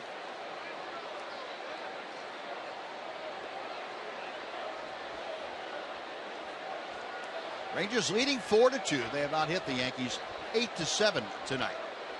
Both ball clubs with 1 error. The pitch from Tanaka. Up the middle, base hit. Choo with his 2nd hit of the night, going for 2. Here comes the throw, not in time. So Choo made that one coming out of the box. He saw where the ball was going between Beltran and Ellsbury. And he made up his mind early that he was going to go for 2 if at all possible. And he did just that. Pretty good end result. You hit a ground ball directly where the second baseman normally is, and you end up with a double. Aggressive base running by Chu. That's nice to see. Took the turn and motored into second base with a leadoff double. Joe Girardi out to talk to the home plate umpire, Jordan Baker. Baker now calling in Jerry Meals, who's the crew chief. And there is going to be a challenge on the play.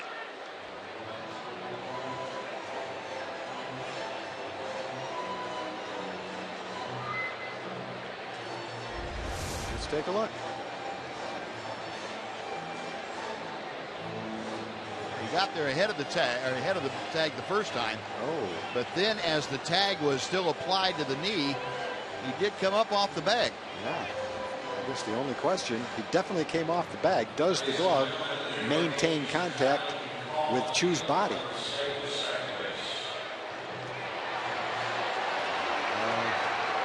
Boy, from both those angles, it sure looks like it did. Yeah. That was a no-brainer. I took my eye off it once I saw him slide into second. Just assumed he was safe. I paid no attention to where the tag was when he beat the ball by as much as he did. Jerry Meals, the crew chief, along with Paul Emmel, and he is going to be out at second. And, well, replay giveth, the replay taketh away, and that is one where the call was correct. The replay call. And that's one that would not have been.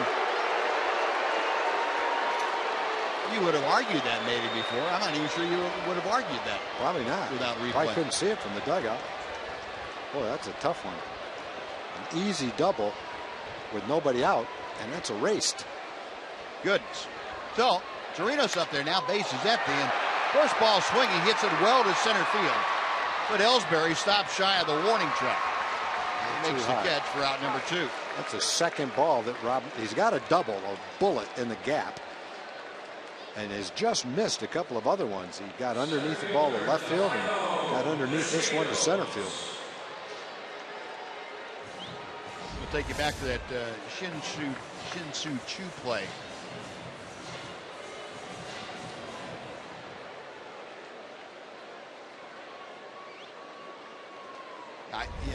Even Stephen Drew was not expecting to get a call. No, I don't think Drew he knew he had his glove on him, but I don't think he knew that Chu's foot came off the bag.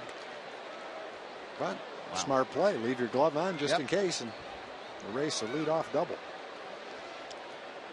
A 2 outs, base is empty. Is Delano Shields taking an 0-1 pitch and ramming it down to third, but Headley right there. And across the diamond, that will do it. So the overturned call on challenge takes the double away and changes the entire complexion of the inning. We'll go to the 7th. It's still 4-2 Rangers.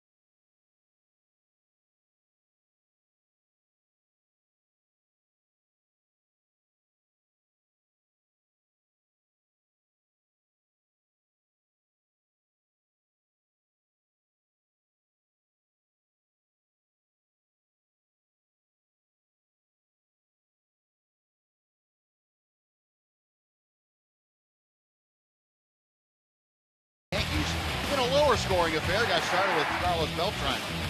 Solo home run in the second. And Josh Hamilton got the Rangers on the board, the RBI base hit. Just the start of Rangers scoring that inning. Shin-Soo Choo, an opposite field RBI base hit, brought home Mitch Moreland. And Delino DeShields capping off that frame to right field. The RBI hit. 3-2 Rangers. And they have not looked back. They've added another run. We go to the 7th inning now, and Keone Kela has come out of the Ranger bullpen to take over for Colby Lewis. Kela, the 22-year-old right-hander, fires high as he faces Garrett Jones and the bottom third of the Yankee order. Kela, 48th appearance of the year. That is right at the top of appearances in the American League. A 5-5 record. And he gets a 3-hopper out to Rougned Odor for out number 1.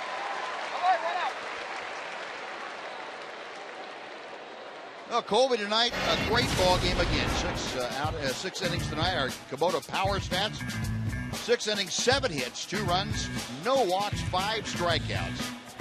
And held the Yankees to a 2-for-10 mark with runners on base this evening. Both Yankee runs came in that second inning. One on the home run to Carlos Beltran, the other on a base hit by Jacoby Ellsbury. Colby came into the game with 3 nice starts in a row, including his last one, a win over the Angels, and he followed it up with a nice game against the Yankees. We talked about his game against the Angels. They were swinging the bats, winning games. Colby shut them down in Anaheim. 1 walk, 9 strikeouts, only gave up a couple of runs in that game. Now he's facing a Yankee team, scored over 20 runs last night. He held them to 2 runs through 6 innings, so very nice job again by Colby. Rangers can hold the lead. He's going to win his 11th ball game, but against this Yankee team, 2 runs is not that much with 3 innings to go. And defensively, the Rangers, as you saw, have Leonis Martin in center field now. And a swing and a miss by Didi Gregorius. Gregorius down on the count. 1 ball and 2 strikes. Gregorius 1 out of 2 tonight.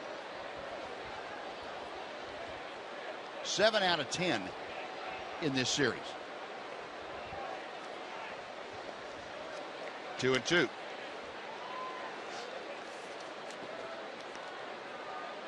Kela last worked on Sunday out in Anaheim. For 2/3 of an inning, gave up a couple of hits and a couple of earned runs in that ball game.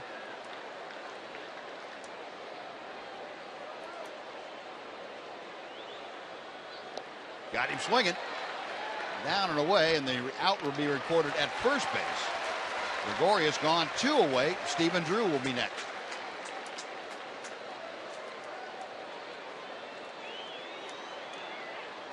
Folks, on Monday, August 3rd, it's Texas Rangers Cap Night. All Rangers merchandise stores are offering 15% off caps from now through August the 3rd. Plus, wear your Rangers cap to the ballpark on the 3rd or any Monday for the remainder of the season and get $5 off your game ticket. Value added caps. Stephen Drew 2 for 2 tonight. A pair of singles.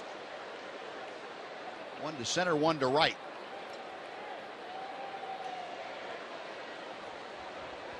Kela's 0-1.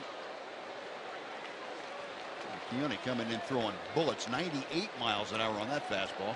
You know, Buzz, it's been like steady from day one. First day he pitched in Oakland, he was probably 90, I don't know, 92, 94. Yeah. Then eventually it looked, well, it's 94 to 95. And it was around 96. And by the end of the year, you know, we saw reports of him when he was pitching in the minor leagues that he'd reached 100 miles an hour. We haven't quite seen that, but it's getting close. Yeah, he's not like he's sneaking up on it either. He's bowling his way through it. Yeah. Yeah, maybe it's all the adjustments he had to make, and Keone be the first one to tell you that he did a little too much thinking sometimes. And it could have been he just wasn't trying to throw the ball. He was just trying to be cute about it, physically cute about it. Well, whatever it is, seems like he's benefited from a lot of work. Yeah. All the outings that he's had. The weather's getting hot. I mean, he's a finely tuned athlete. He's only in his early 20s, so it's not like he's an older guy that you have to worry about his his strength or his stamina. He's in great shape and seems to thrive on the amount of work that he gets. Breaking ball in the dirt, and Robinson Chirinos has taken the last couple off his chest protector. 1 ball and 2 strikes. Jason Shreve, the left-hander, loosening in the Yankee bullpen. We have probably seen our last of Tanaka for tonight.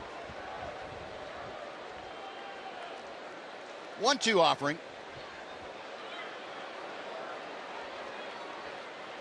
Robinson Chirinos.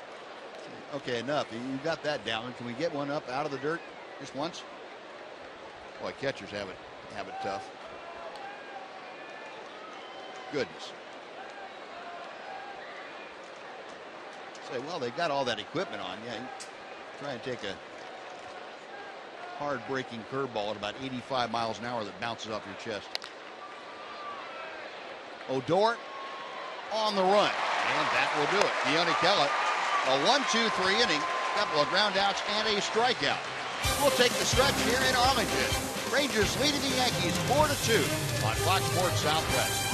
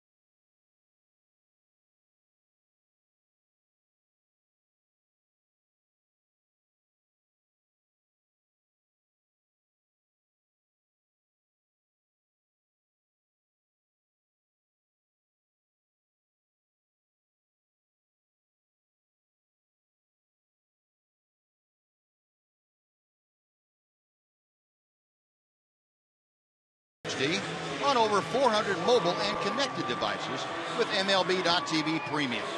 Real-time highlights, live look-ins, pitch tracking widget, and a lot more. Every night on every device. Blackouts and other restrictions apply. Just visit MLB.TV for details. Masahiro Tanaka has finished after his 6 innings of work. He gives way to the young left-hander Jason Shreve. Shreve here on Monday night. Worked in that ball game. He was asked to work the 7th inning here tonight. He worked 2 innings on Monday. Allowed just 1 base runner on a walk. Had 4 strikeouts against the Rangers. Shreve will face Rougned Odor to start things off. Prince fielder Adrian Beltre to follow. Rangers 4 runs on 9 hits. Yankees 2 runs on 7 hits as Odor takes the pitch for strike 1.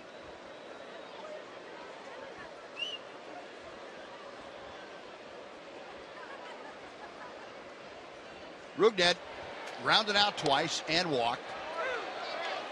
Finds himself now down in the count, 0-2.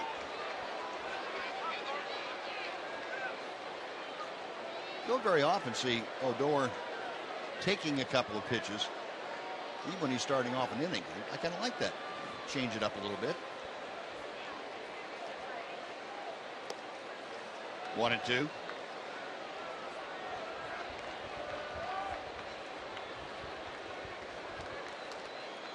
Buzz, I want to send some good wishes towards Oklahoma and my former roommate Jackie Brown. Jackie's gone through some complex and challenging medical procedures over the last couple of years. He's recovering from some recent surgery.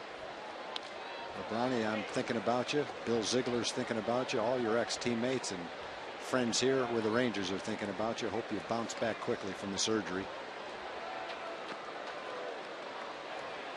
The Oklahoma curveballer. Not many guys can spin a curveball better than Jackie. No. He had one of those ones you could hear it coming even in the dugout. You could hear it spin. It spun so fast. Right down the line, it's a foul ball. Whoa. I would have called it fair from up here, but I'm a long ways away. That looked like it went right over the bag. Odor thought it went over the bag. That's not challengeable, is it, Buzz? No, not when it's in front of the umpire. The fair or foul call. Boy, that was close. I mean, it didn't bounce in fair territory after it went by the bag, but obviously it doesn't have to. It has to be fair when it gets to the bag. And we can't tell for sure, but you know, you make contact with the ball, it's out in front of the foul line, so it's going to be going slightly left to right anyway.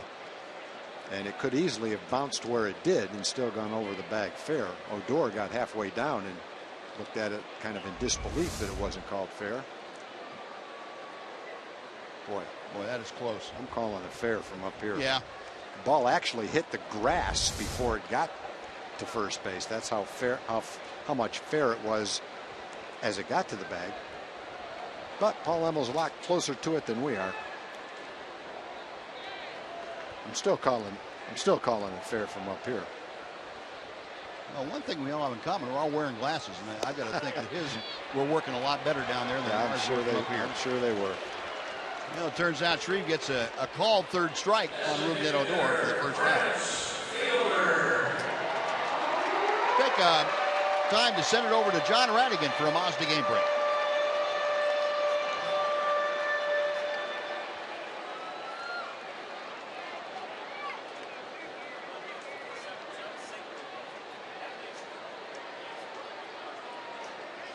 All right, John, thank you. Prince Fielder takes a fastball for a strike from Jason Shreve. Prince 1 for 3 tonight. And batting average hovering right at .333. Came into the ballgame still second in the American League to Miguel Cabrera. Prince in a little bit of an offensive downturn of late.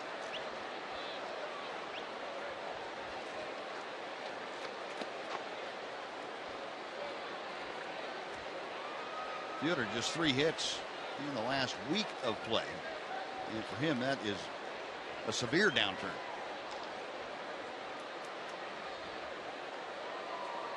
The 0-2 pitch.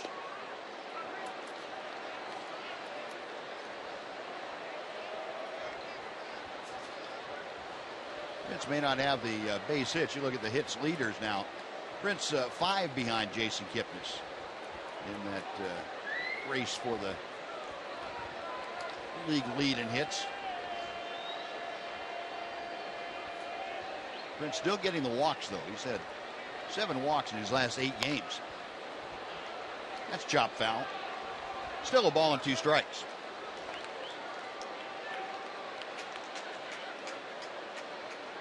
Fielder's on base percentage still above .400.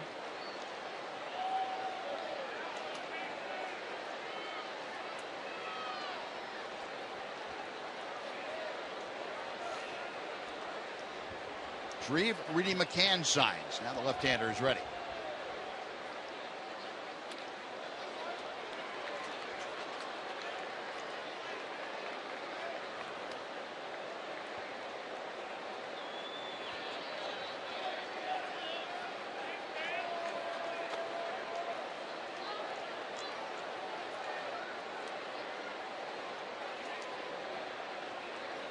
Go back to 2012, the last 3+ years now. Fielder, a .354 hitter against Yankee pitching. It's that a little bit low. 21 games, Fielder has driven in 24. Also over that time, he's had 8 home runs.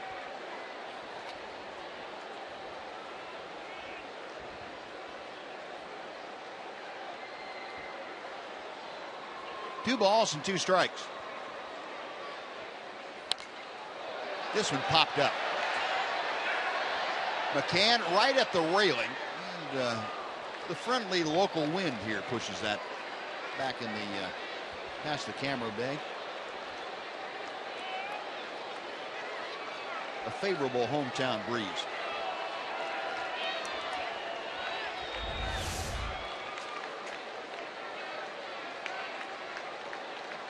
Dave Curtis, our cameraman there, right on this side. And a big smile on his face.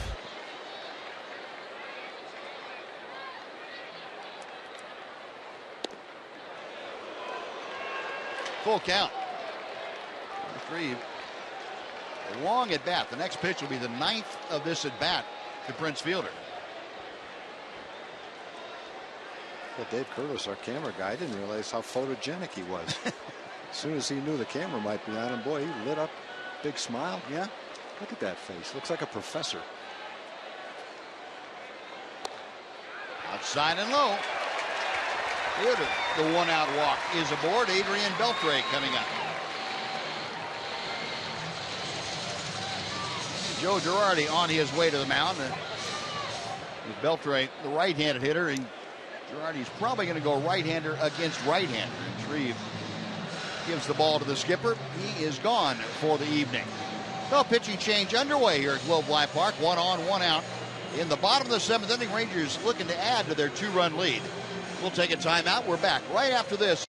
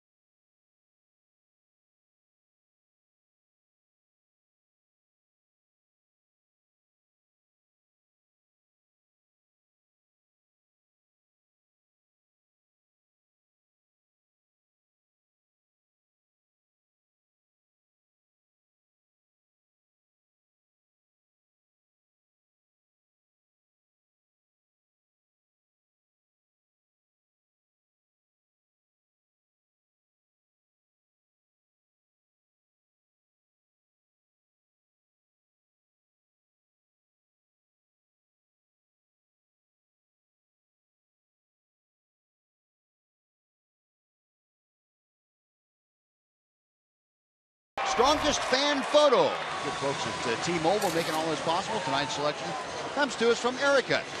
Erica, thanks. The dot race in the background. That's great stuff out here at Globe Life Park. If you'd like to have your photo submitted for review and possibly to come on one of our broadcasts, use hashtag Southwest Data StrongFan.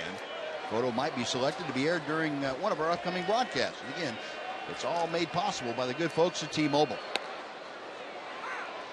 Caleb Cotham, young right-hander, making his major league debut here tonight.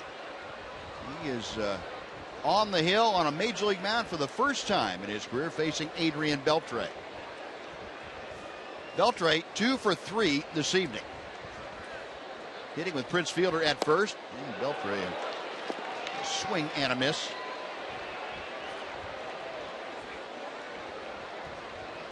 Cotham from Mount Juliet, Tennessee. Went to Vanderbilt University. You talk about a school that's become a baseball factory of late. Sure has. Last decade or so, they have really become a minor leagues, all of them in and of themselves for the major leagues. Pitch outside.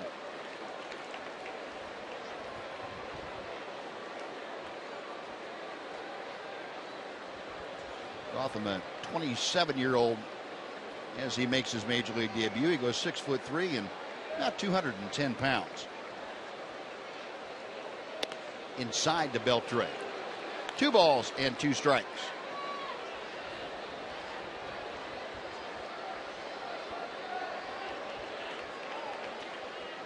Adrian has singled to left twice. Also reached on an error. Scored 2 runs tonight. Twisting down the right side. Beltran runs out of room as that ball lands 5 rows deep.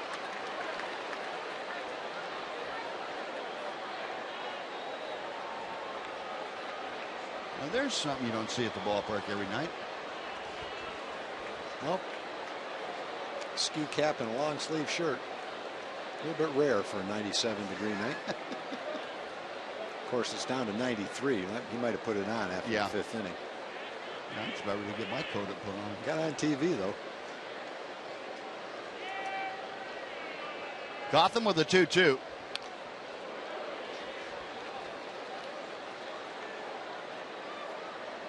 Beltre, the 2 hits tonight. Now the average up to 256.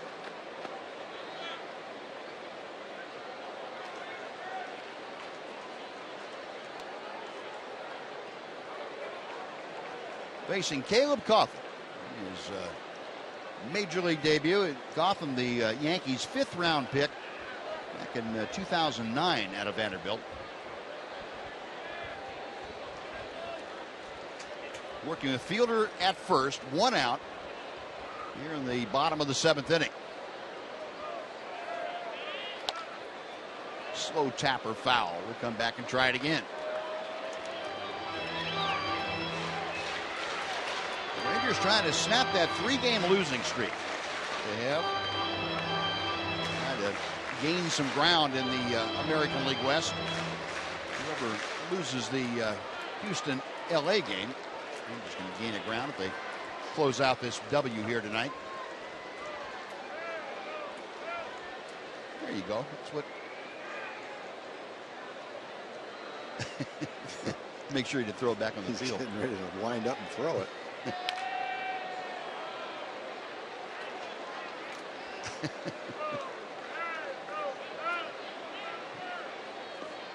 Mom's holding it, so he can't, letting him touch it, but not letting him have it. They probably know from experience exactly what he's going to do if he can.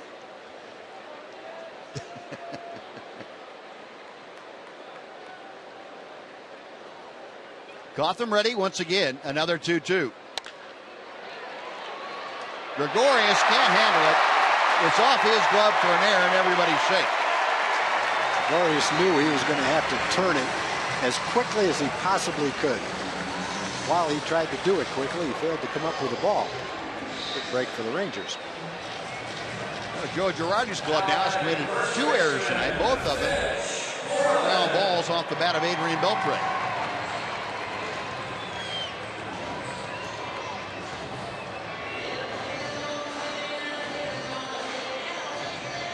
Ball coming right up off the heel of Gregorius' glove. The Yankees now have 68 errors this year. They came in the fielding percentage just slightly better than the Rangers. Yankees were 13th in the league, Rangers 14th. So 2 on with 1 out, and Mitch Moreland will now step in against Gotham. Mitch, a single and a walk in 2 official trips to the plate. He's also struck out. 0-1.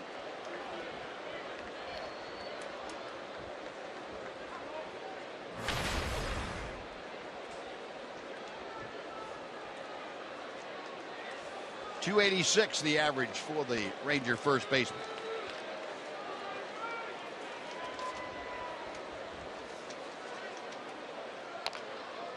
And a chopper foul. Gotham, either a cutter or a hard slider. About a 90-mile-an-hour pitch that really is boring down and in to Mitch Moreland. This, of course, the Rangers' first look at Gotham, as it was against Tanaka. Ranger hitters got to Tanaka for 9 hits and 4 runs in his 6 innings of work. call, strike 3. Gotham got the inside corner. Looked like a pitch that came back to Mitchell a little bit. That is out number 2.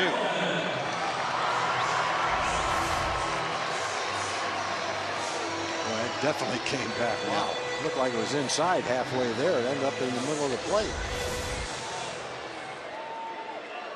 So Caleb Cawthon's first major league strikeout. A called third strike on Mitch Moreland. 2 outs now, Josh Hamilton. Hamilton tonight has singled, struck out, and grounded into a double play. Got fielder at second, right there at the bottom of your screen. Adrian Beltre at first. Base hit to right field. Around third comes fielder. He's going to score without a throw. Hamilton is second RBI single tonight, and the Rangers lead it 5-2. It's pretty much a carbon copy of the ball he hit in the second inning. Hit a bullet into right field in the second inning. This one scores, Prince. Not the Beltran in a hurry, but Beltran, as deep as he was, he had no chance of throwing anybody out on that play. Pitch right down the middle, right near the middle of the plate, not right down exactly, but close enough to it to where Josh smoked it. See Prince coming around and see where Beltran, how deep he is in right field. He can't throw anybody from way out there.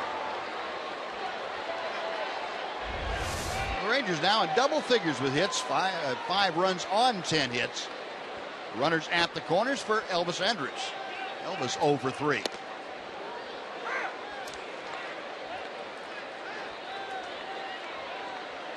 Elvis has lined to right, grounded to third, and struck out this evening.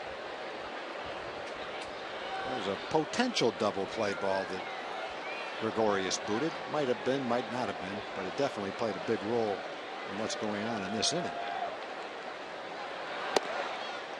And ball low and inside. 1-1. In fact, whether it's a double play or not, they make a play and get one, they're out of the inning. Well, that run, by the way, goes on the ledger of Chasen Shreve. It's an unearned run. Elvis fights it off foul. Well, our AT&T Uverse Rewind. Talking about Elvis at the plate. Short hop throw, the tag for the strike him out, throw him out double play. And then, very important play as he took a base hit away from Alex Rodriguez with a fine diving catch. And that play was followed immediately by Brian McCann's double. So without that play, the Yankees are on the board in that inning. There goes Hamilton, and the pitch is fouled back. Cawthon not paying much attention to Hamilton at first, and he said, fine, I'll go ahead and take second. And Elvis fouls it off. 1 ball, 2 strikes.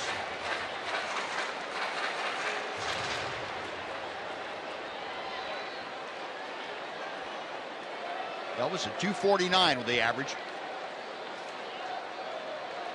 Cawthon ready.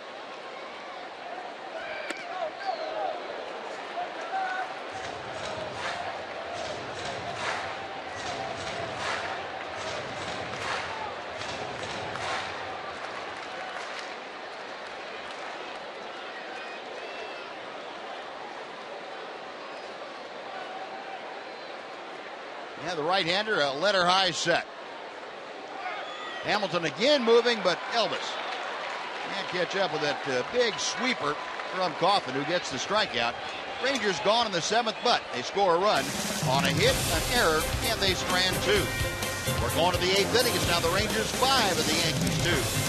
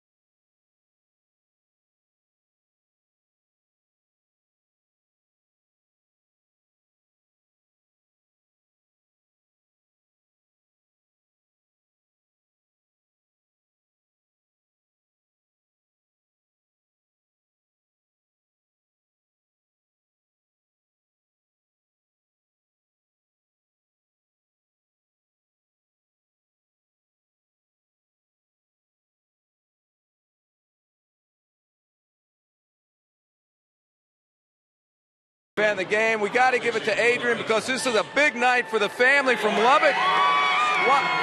Why is that, Adrian? Because I grew up watching baseball. Most definitely, this is not the first or the last. Okay, taking the family for the very first game, came all the way in from Lubbock, drove in tonight. They're coming back tomorrow, Buzz, enjoying themselves. Congratulations. Here's the bag. Enjoy the rest of the game, Adrian. Appreciate it. Nice going, Knox. You tell them now that the Rangers win tonight, they've got to come back not only tomorrow, but every time they win. Keep coming back. Tanner Shepard's out of the Ranger bullpen to take over here in the top of the 8th inning. Tanner will face the top of the Yankee order, and he deals strike one to Jacoby Ellsbury. Shepard's appearing for his 37th outing of the year. 4-1, a 5.29 ERA. He is unscored upon in each of his last 2 outings. Worked here an inning last night. Just gave up a walk in 1 inning of shutout baseball. And Ellsbury pops one up. Elvis back behind Adrian Beltre. Elvis makes the grab. One gone. Next will be Brett Gardner.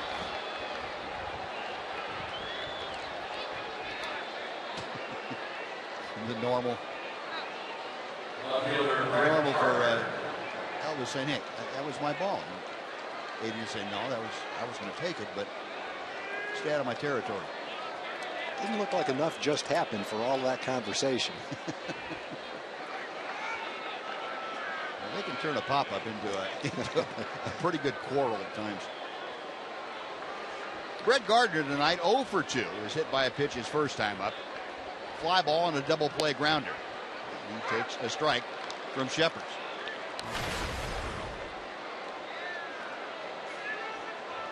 Gardner at 295 now with the average.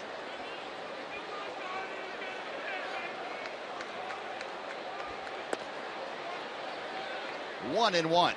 Colby Lewis went the first 6 innings. The Yankees to just a couple of runs on 7 hits. No walks, 5 strikeouts. Leone Kello worked a 1-2-3 7th inning with a strikeout. And now Tanner Shepard's coming in firing pretty good heat. Ahead in the count, 1-2. Sure would like to see Tanner get back to that same kind of status that he had 2 years ago. One of the top 8th inning men in all of baseball. Almost like having back-to-back closers.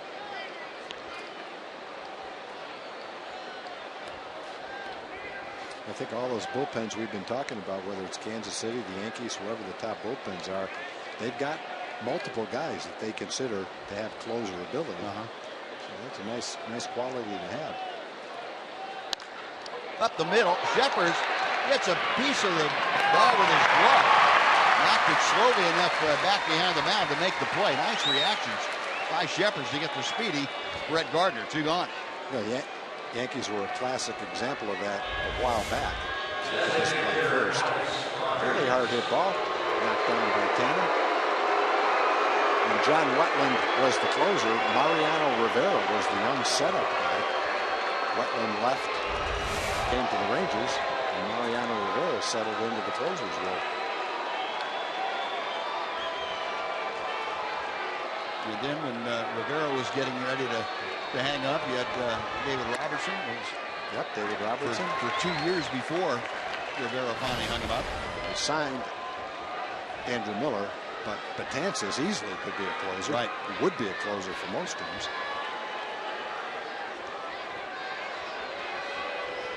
Oh, and 1 to Rodriguez. And Alex takes low and outside. Rodriguez tonight has popped out, struck out, and lined out. Line out to Elvis Andrus. A great diving catch by the Rangers shortstop going to his left. Big play in the ball game defensively. Another breaking ball that's off the outer edge. 2-1.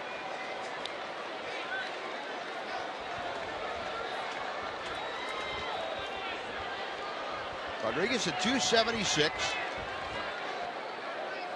Shepard's back to the plate.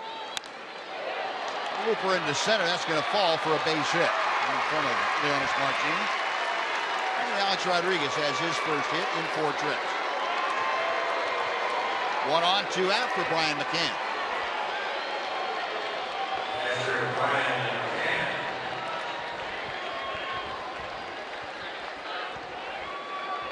Tanner made a good pitch. That's what Robinson Chirinos can go out there and put his hand up on his shoulder and remind him, hey, you made a good pitch. Let's go out and get McCann now, and no damage done.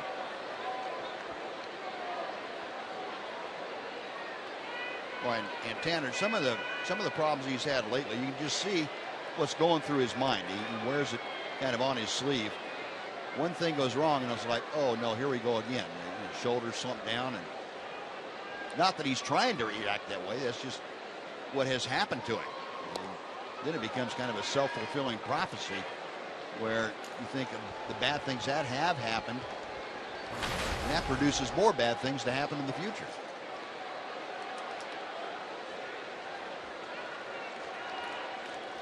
McCann 1 for 3 with a double tonight.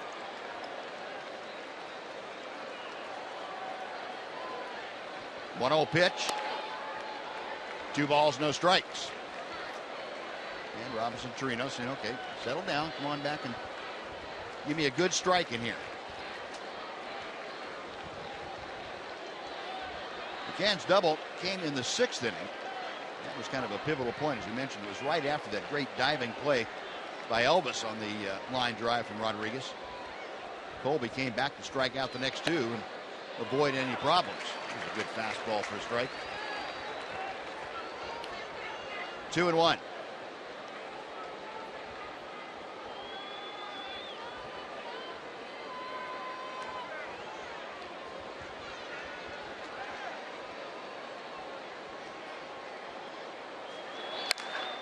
Hit hard, but pulled foul down the right side. The Yankees had a lot of those today. They've had 5 or 6 balls hit hard, but pulled well foul. Had a shot at it, but that was pretty hard to handle right there. That was a line drive. Some of them have been hit softly down there, not that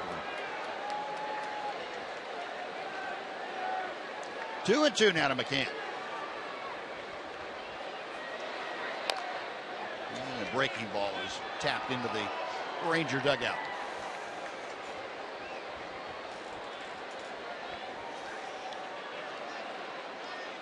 Tanner Shepard's the 28-year-old out of Mission Viejo, California. Sets at the letters. And a breaking ball is hit to right. Coming on his cue. And he makes the catch. That will do it. No runs, a hit, and 1 man left in the 8th. After 7.5, it's the Rangers 5, the Yankees 2.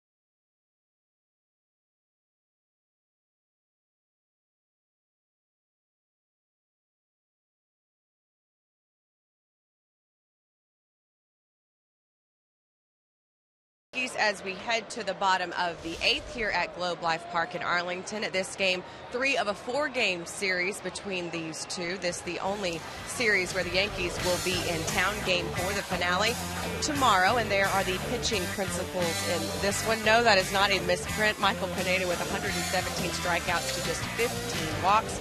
Meantime, Giovanni Gallardo with a impressive 2.43 ERA in his 9 home starts.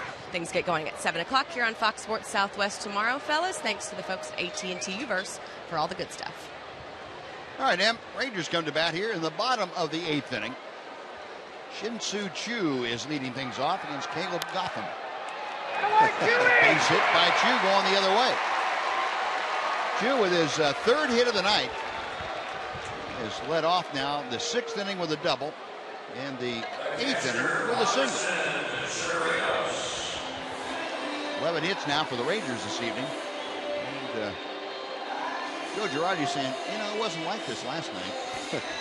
Choo's hit 3 ground balls. A couple to the left side, 1 to the right side.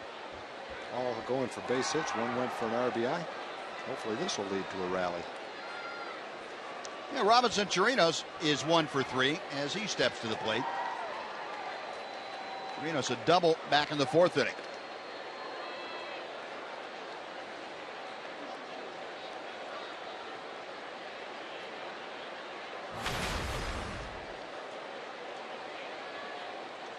Well, Robinson at 225 with the average.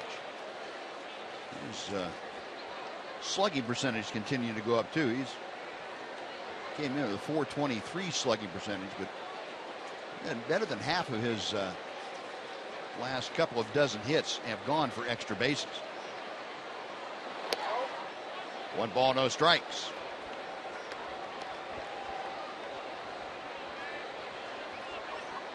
Go back over a longer haul. We'll take it back over the last 2 months or so.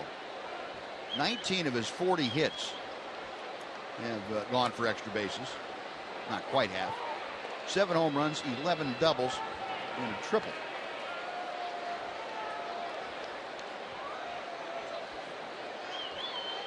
Choo at first after the leadoff single. Gotham reading the signs from Brian McCann, the right-hander, will check Choo and come to the plate. There goes Choo. And the pitch is looped down the right side. It's going to be back into the seats. The Rangers using a little hit and run. See if they can add on a very important run here in the bottom of the 8th.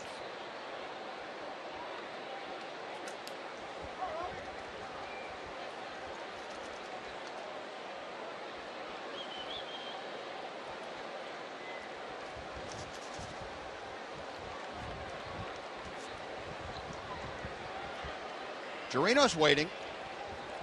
And Gotham set.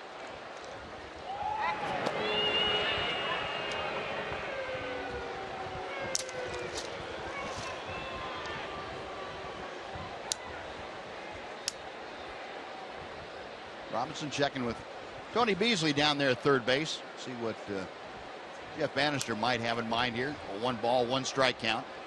Tony giving the signs over to Shin-Soo Choo and to Robinson Chirinos. The bunt. It's a fair ball out in front of home plate. Nobody was at second because that's where McCann was looking to fire it to. Get onto the ball very quickly. Choo, though, able to get in ahead of Gregorius and Drew down there at second base. Well, the sacrifice is successful. It goes 2-3 and Choo in the scoring position. It looked like there might have been a play at second. McCann didn't want to take a chance on throwing it with Gregorius that far off of second base. Gets the out at first. Not sure Robinson was exactly trying to sacrifice. Looked like he might have been bunting for a base hit. Third baseman was way back. If he could have got it down the third base line, probably had a pretty good chance for a base hit. But as it works, the Rangers have another run in scoring position. Trying to make it a 6-2 ball game here. And Leonis Martin with his first at bat of the evening. Came on to take over for Delino DeShields. Now, one thing you might look at here, look where the pitcher is, right in front of Brian McCann. I didn't see that. Yeah, that might have played a part in it. Yeah. McCann didn't want to unleash a throw and hit his pitcher right between the eyes. Oh, he could have hit the cutoff, man.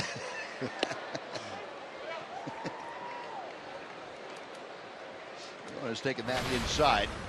1 ball and 1 strike. Leona, since the All-Star break, has had just 1 start. That was here on Monday night.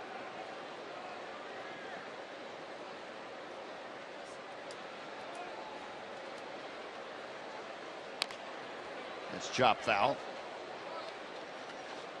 And the count moves to 1-2.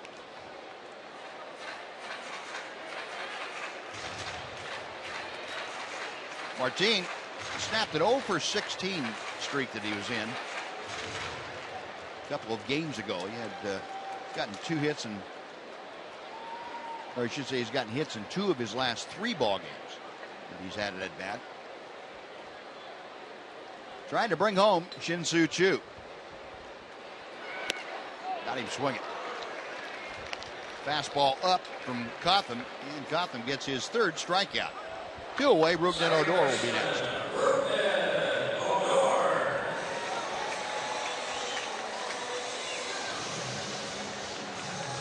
Caleb Cotham having a pretty impressive major league debut.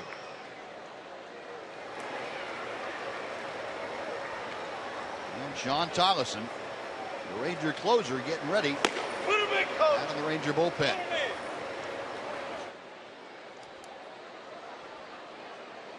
Odor 0 for 3 tonight. Had a walk back in the 4th. That was sandwiched in between a couple of ground outs and a strikeout.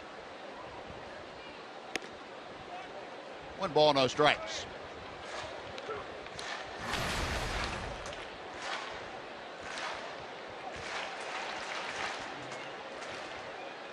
Moved down at 257 with the average.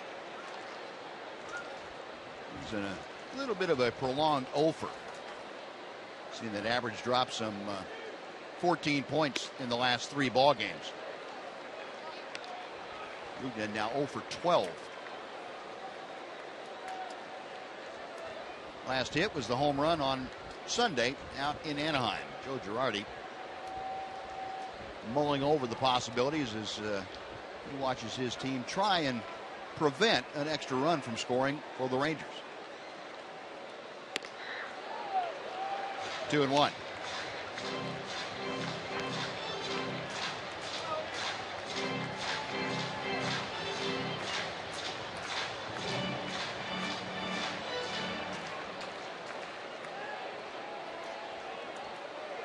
Chu stepping off his lead at second base. Cotham ready. 2 balls, 2 strikes.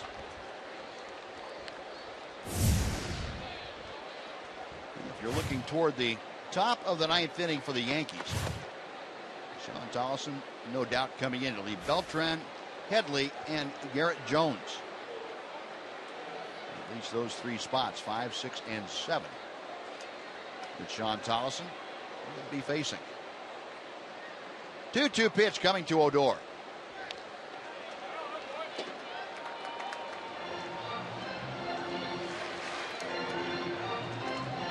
Cotham is either a real hard slider or a big cutter. I don't know which one it is for sure, but well, he's had some right-handers or left-handers swinging at balls that if they don't hit them, they're going to hit themselves.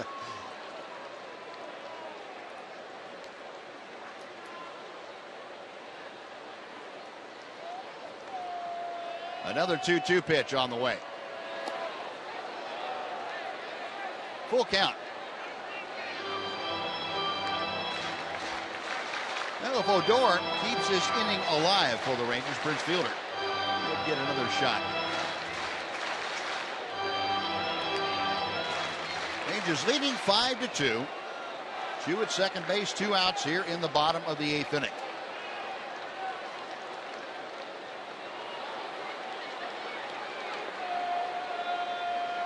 Cotham to the plate. Foul back.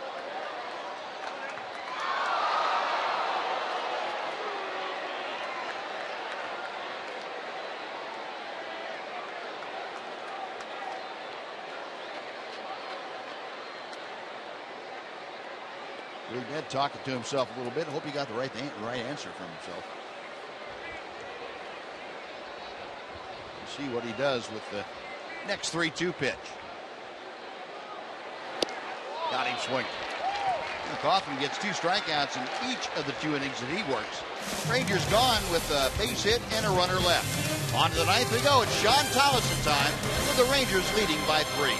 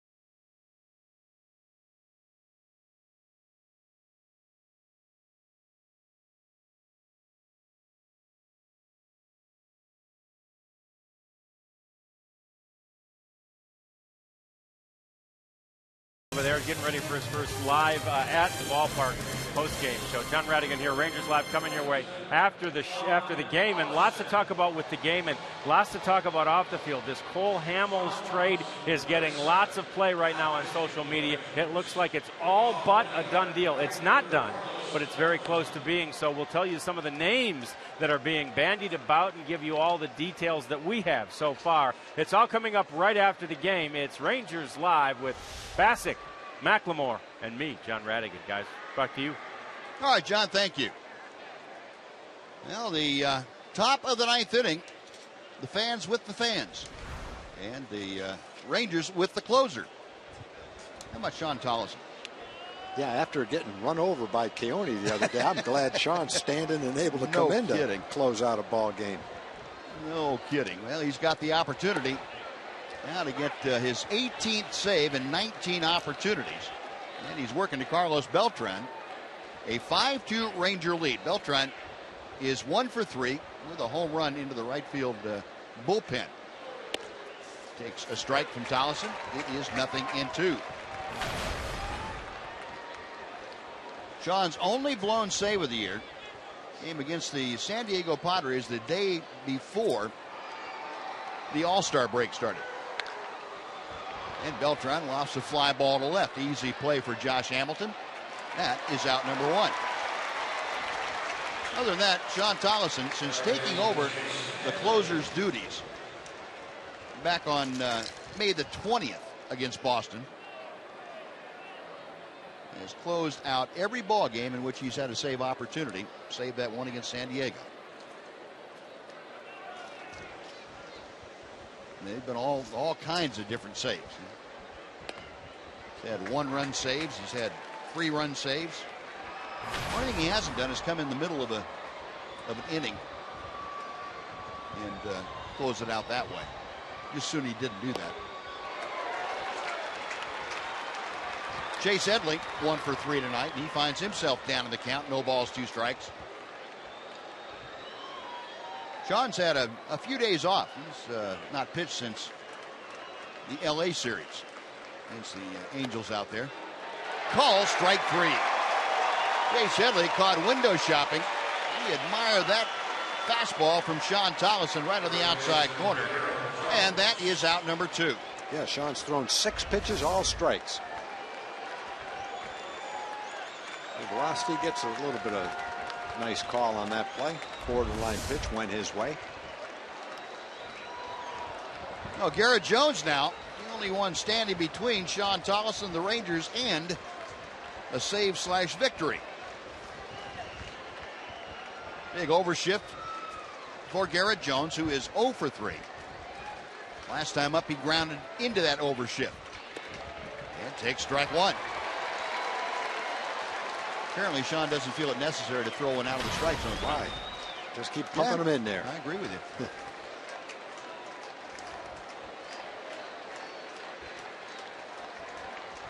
The 0-1 pitch. Well, we got them all working tonight, too.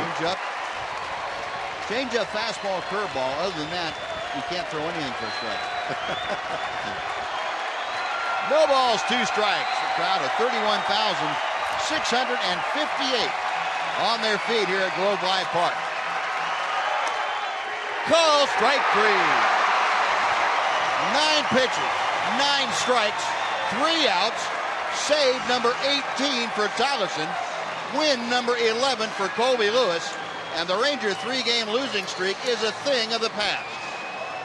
Now that is closing out a ball game. Yeah, and so much for the question, will there be a carryover effect from last night's ball game? We answer it the same way every time. Baseball is a different sport. You play every day. You can't afford to let those thoughts creep into your mind. That game was over last night.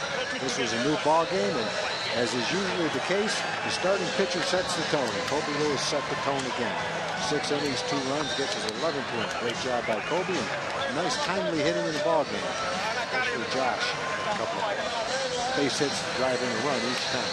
Yeah, good to see Josh getting the opportunity. He's been in a dreadful streak with runners in scoring position. Came through tonight, a couple of big RBI base hits, contributing mightily to the Ranger win here tonight. And the last out, Sean Tolleson doing nothing but feeding tonight. On the outside corner, 93 miles an hour. Used all his pitches, threw them all for strikes, closed it out in a hurry. Give the Yankees a chance to think about getting anything going that inning. Robinson Chirinos holding that right there. Good pose for the called 3rd strike and the winner for the Rangers. And Ranger captain out celebrating on the field. Rangers celebrating with each other. Great win. Nice way to get things done here on a Wednesday night at Globe Life Park, snapping that 3-game losing streak.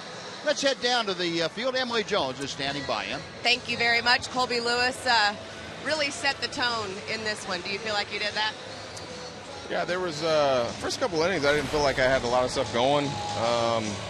Kind of felt like I was feeling for a lot of pitches. I was able to get through those innings, and then kind of was able to establish the slider again, and able to make some good pitches and get some more quick outs and try to go deep as I can. How big was it in the 2nd inning when you gave up those 2 runs for the offense to immediately respond? No, absolutely. When they came right back and got me 3, I knew I had to go out there and put a shutdown inning in. And I didn't do it earlier in the year. There was one time that I didn't do it, but I always gripe on it. And that's like one of my big things is trying to go out there and get our offense right back in the batter's box, keep hitting. And it's always good when you have an opposing team that comes into Texas with the heat and trying to adapt to that. So, to get him back out there after he had a long inning, I felt like it was in our favor. It's been such a strange season here at home. With the win tonight, how important is it to put something together, to put a continuous streak together to get something going here at home as we close out the season? No, absolutely. I feel like taking this tonight, we come out and have a good game tomorrow, and we take that one tomorrow, we split it, and then be ready to go and kind of get this ball rolling a little bit. Colby, thanks for the time. We appreciate it. Congratulations on a good outing. We'll send it back up to you guys. All right, Em, thanks. Well, Colby Lewis, win number 11 tonight. Rangers defeat the Yankees 5-2. And we'll come back to Globe Life Park to wrap things up for you right after this on Fox Sports Southwest.